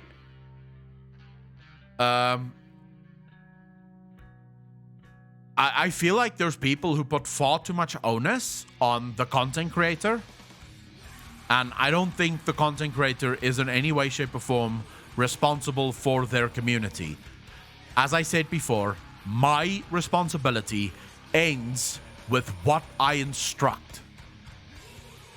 So, if I go out and I say, you know what, fuck Blizzard. If someone goes out from here, right, unless they go out and they physically fuck Blizzard, so they literally walk up to the statue in front of Blizzard and they start fucking it, I am not responsible for any action that isn't them fucking the statue at Blizzard, right? Because that's all I said. I said fuck Blizzard.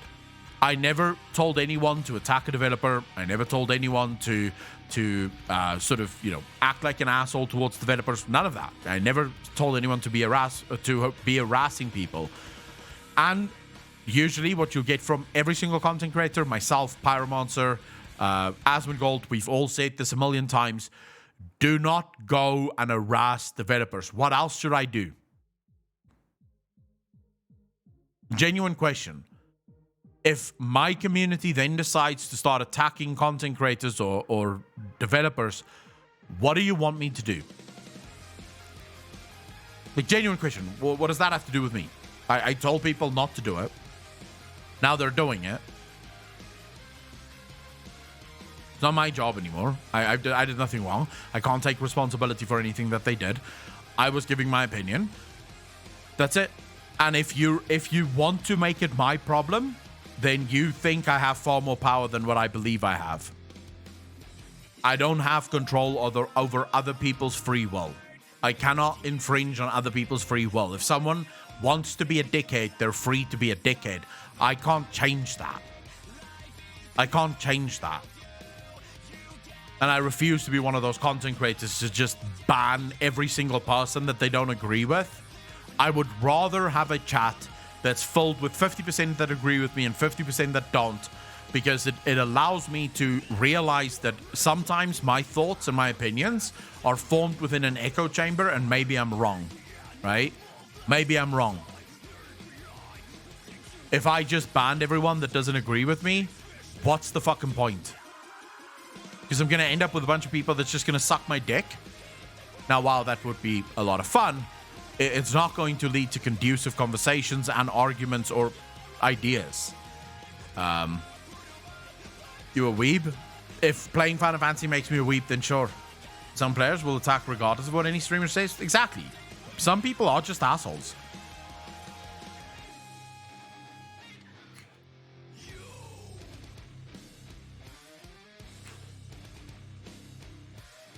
He's a lot more real and down to earth now. Sure, he puts on a show still with stuff. Are we talking about Asmongold? True, but Asmon is a roller coaster. I would say, Akalan, I would do whatever you want. Purple stuff, how you doing? I would say Asmongold is one of the most rational.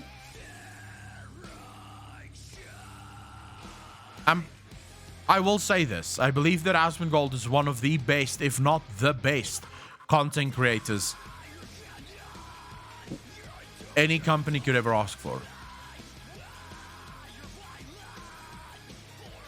I genuinely believe that. Asmongold is oftentimes taken wrong because, look, when I'm doing this, right, there is a modicum of sort of heightened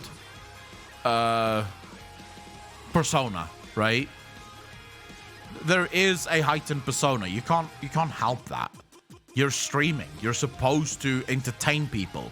So you are going to blow your personality up a little bit, and you are going to make your personality just slightly bigger than what it actually is, right? But this is where Asmongold absolutely excel. If you listen to his takes, if you ever take the time to listen to his arguments, you will realize that that dude is incredibly fucking intelligent. Like, that dude understands what is going on. So, yeah, I personally love Asmongold. I love his streams. I love his content. I do not miss. He's one of the few people, when he puts out a video, I will put off every other video to watch his.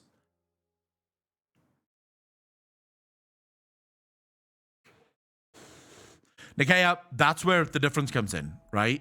So we do have rules against that in the chat.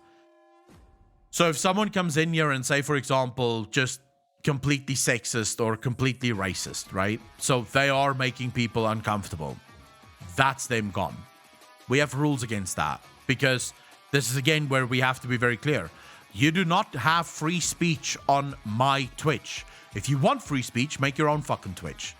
And then you can speak as much as you fucking want. You don't have free speech here. You have speech within the confines of what I allow. Now, by extension, what my mods allow on the stream, right? But my mods allow what I allow. What I say goes. So oftentimes what will happen in streams, or just before big streams, is, so for example, if we're talking about Friday's stream with Mr. GM, I can guarantee you right now that at some point in the next day or two, Alpocalypse is going to message me and he's going to be like, right, dude, what are things that you want us to look out for, right? So is there things that we should be harsh on, that we should be looking out for? And the mods will talk amongst themselves as well in the mod channel about things that could happen, that people could speak about, and we'll make calls on what we think is the right way to do it and what's the wrong way to do it. But remember, I do make content for everyone that's here. So if there's one asshole that's making everyone else uncomfortable, that is an instant ban. Because you're basically upset. I'm not going to lose 195 people because one asshole is making everyone else uncomfortable. In that case, I just choose the money. I'd rather stream for 195 people than one, right? So yeah, a lot of people think that freedom of speech should exist in every single platform. And while I agree, freedom of speech should exist on Twitter, freedom of speech should exist on Twitch, freedom of speech should exist on YouTube, that does not mean that you have the freedom of speech in every single channel on Twitch, YouTube, or Twitter. It means that if you want to write something on your channel, you should be allowed to do so, right? And no one should be allowed to tell you to shut the fuck up. Because you have the right to be free and to say whatever you want. But in my channel, I have rules. And my rules are supreme here. And yes, it is an authoritarian state. If you don't like it, you can't leave. Not even streamers have free speech on their own channels. They still are framed inside of Twitch Code of Conduct. True. And you deserve a ton of respect for how willing you are to talk to people who disagree with you. And you only ban people who clearly cross lines you've set. How many people have we actually banned that isn't just like bot sellers and shit? I don't even know how to check that, but I can tell you right now that the number of banned people on my channel is ridiculously low. It is ridiculously low. We very rarely ban people. I'm still waiting for the second part of this fucking tweet. This is the longest I've ever had to wait for a tweet. It feels like I'm waiting for my favorite stream or some shit. 8 from Discord. It's like, yeah, it's very rare that we ban people. 100,000? Well, Asmund does have far more viewers, right? So if this stream ever were to go up to like 5,000 people, I'm assuming we'd ban far more people, right? Because this is just a fact of life. The more people you have, the more assholes you're gonna have as well, right? Because with every 100 people, there's like one asshole, right? But we're lucky, and this is something that I think smaller streamers have to deal with far less, because we're more community focused, right? We focus only on community streaming. People that come in here, they come in here to have fun. So maybe once in a blue moon, you'll have someone coming in that's sort of fucking, causing shit. But for the most part, most people wouldn't. Of course, it's nice when my mods actually allow people whenever they don't say anything bad. Adding freedom of speech doesn't mean you have to be a cunt and disrespectful. Sadly, not many people understand that. Alex, no. Having freedom of speech simply means that you can be a cunt and be disrespectful, right? But it doesn't mean that you should be. And it's also not carte blanche, which is another thing a lot of people don't seem to understand, right? Akko is so toxic. He is borderline radioactive. Can't stop watching his streams. Natora, I would actually classify myself as a toxic asshole. If you were to ask me to classify myself, I am toxic. I agree. Because I tend to be a cunt, and I tend to react in a way that makes other people think I'm a cunt.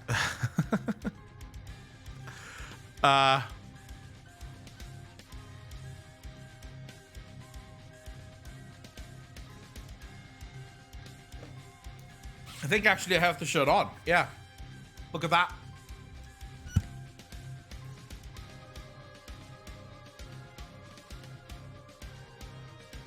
I even have the shirt on. People that want to show their ass and get a rise tend to go bigger streams because they can rile the most folks there. People that's... I think... So, I don't think it's about being an asshole or about being toxic. I think it's about being real. You see, I don't think I have 196 or 190 people in my stream right now because I'm an asshole or because I'm toxic or because of any of those things. I think it's because I'm real. What you see is what you get. So you have the ability to truly connect with me as a streamer. You're not at any point feeling as if you're being taken for a ride. Right? You don't feel as if there's anything fake here. So you know what to expect. This is why you come back every single day to watch the stream. Because you know that what you got today is most likely what you're going to get tomorrow.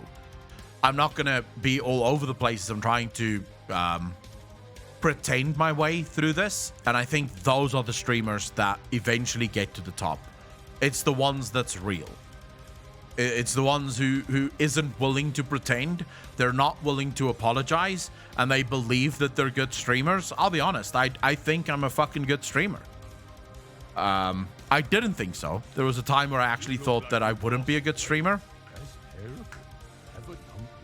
There is one thing I strongly disagree. Yeah. I don't think non-toxic people should say they are asshole and toxic.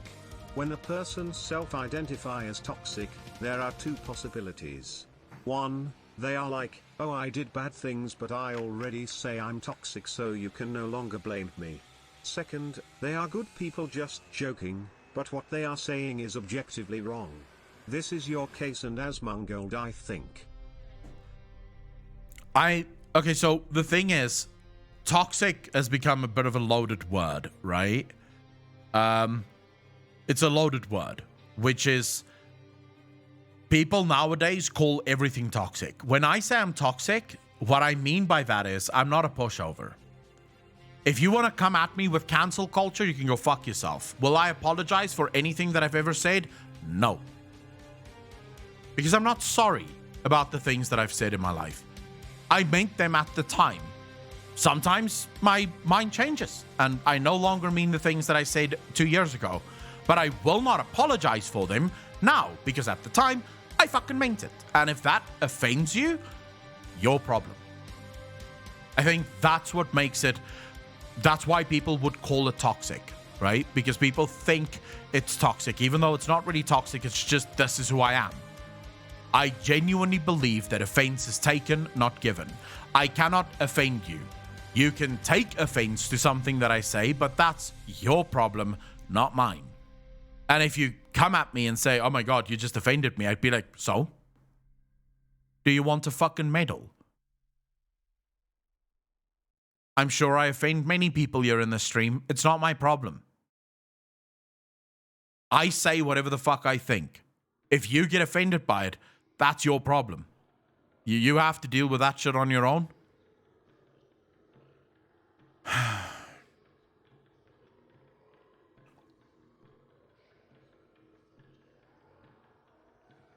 Golf, I actually agree with that. Even just swearing is called toxic. True. Toxic is being an intentional aggregator, shouting simply to rile people without a conversation. Parascopic, so I'll give you an example of someone that people think is an absolute toxic asshole. Now keep in mind, this guy, nothing he says can ever be taken at face value. You cannot take anything that this guy says at face value. He is a massive fucking troll. He's one of my heroes, and I love his Twitter to death because of it, right? But he is a giant troll. He isn't Republican or Democrat. He basically hates everyone, right? You're gonna flex your viewer count on someone at the end of the stream today? I don't know. I don't usually do Apocalypse. All right, so he is a massive troll, just FYI. Free troll, whenever you see someone praising vaccines on social media, just reply with thank you, Donald Trump. Enjoy. He does this for fun. And not because it means anything. Just to get a rise out of people. That's it. He doesn't give a fuck. He doesn't actually think you should thank Donald Trump. But this is the stuff that he does. This is what he loves doing. So you go. Never thought Kramer would recover for what he said, but I guess they give him a pass because he didn't say it in the form of a question. I want to find some of these fucking hot takes. He tweets a lot. He's going across the pond. I've now spent way too much time trying to pass that sentence, wondering if equaling is how they spell it there, and wondering if this is a stock photo or if the broad is somehow involved. So to give you guys an example, right, of Michael Malice. Whenever people donate to him on YouTube streams, if it's not dollars, all he fucking calls it is trash money. That's the kind of guy he is. He tries to get a rise out of people. That's all he does. That's his entire shtick. He just wants to get a rise out of people. How Ari blocked me and deleted his tweets by mistake. Do you think Andrew Cuomo believes he did anything wrong? I would have said yes. Only one half of these sentences is correct. We have reached the point where woman gets a job is apparently headline news. Just yesterday, the headline was woman repudiated for job by America. Look how far we've come. Thank you, Donald Trump, for this great progress in just 4 short years. I mean, do you see why I love this guy? Does it make sense why this guy is so... This is, by the way, what you were referring to as toxic. This is trolling. This is what true trolling looks like. You see, because it's not meant to be malicious. It's not meant to attack people. This is what these days internet trolls don't realize. Trolling isn't about attacking people. It's about changing the conversation. That's it. That's all he does. He throws that out there right? So he says, now look at this, right? He says, we've reached a point where women gets a job is apparently headline news, all right? Now, everyone can have their opinions on this, but now look at what he does. And this is fucking smart. Just yesterday, the headline was, women repudiated for job by America. Look how far we've come. Thank you, Donald Trump, for this great progress in just 4 short years. What happened now? No one is talking about the job. No one is talking about the woman. Everyone is now very fucking angry. Either angry or happy about the mention of Donald Trump. So he's derailed the entire conversation. So the entire conversation is now something else. Everyone is now arguing about his point, and the actual point is lost. That is trolling. And if it's done right, it is fucking masterful. If trolling is done right, it is something to behold. What do you mean? Does it matter if it's intentional or not? Periscopic?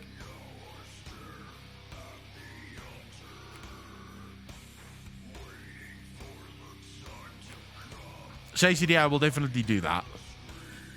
But I'm not going to eat now. I'm going to the gym. First gym, then eat. I can't wait. Fuck. Tonight's deadlifts. Bro, I like deadlifts.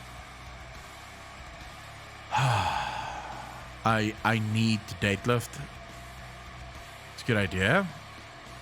Just gonna follow it. I'll ignore it. What type of workouts you do in the gym? So I have no comment, but how he's not intentionally trying to be toxic. Well, he's not really toxic. It's just he's like a weird guy. You should watch his Periscope if you really want to enjoy him. Watch his interviews. He is extremely intelligent, by the way. There's very little that Michael Malice doesn't know. Very little. He is fucking stupidly intelligent. He's Russian.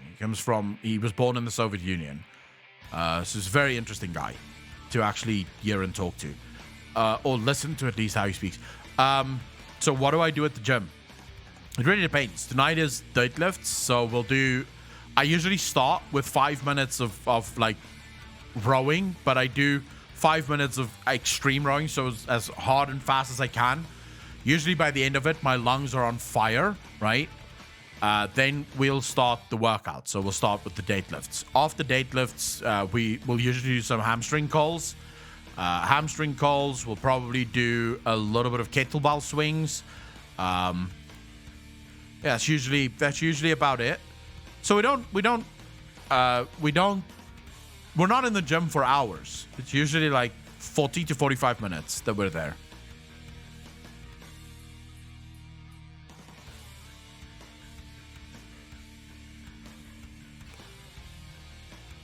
Barbecue stream, gym stream, OnlyFans. I would probably never do a gym stream because I'm literally not one of those people that just fucking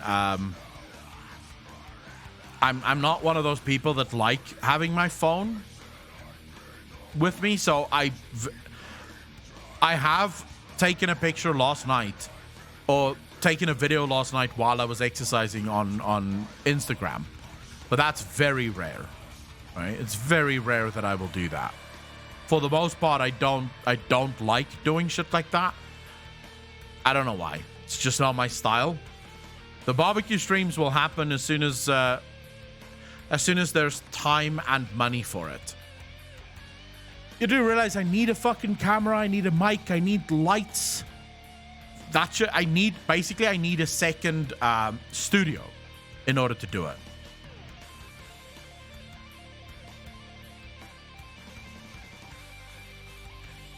Ferorius, go fuck yourself. Look,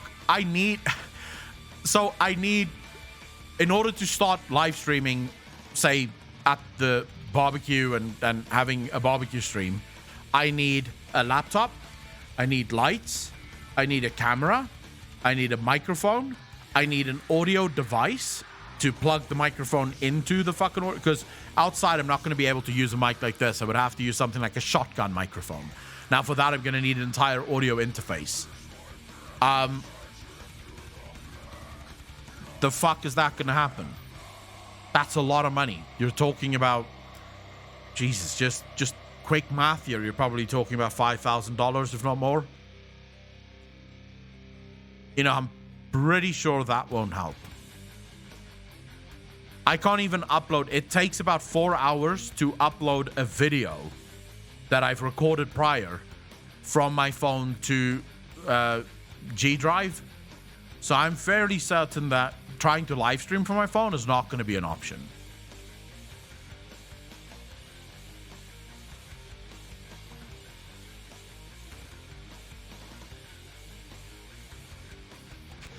The Swing, he's definitely not replaced by Arthas, no. But there is a chance that his soul has been removed and placed inside the soul prison. There's an absolute chance of that. I am working on it. I realize that most of you think, oh my god, he always says that, but he actually isn't. But I promise you, I am working on it.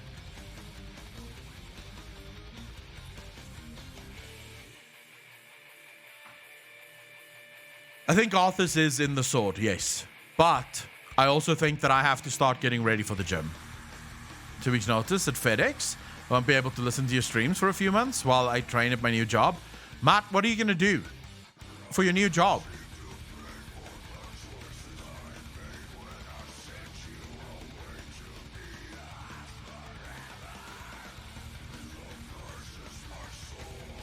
I don't think, did we ever say that Grand Magister is Bolvar?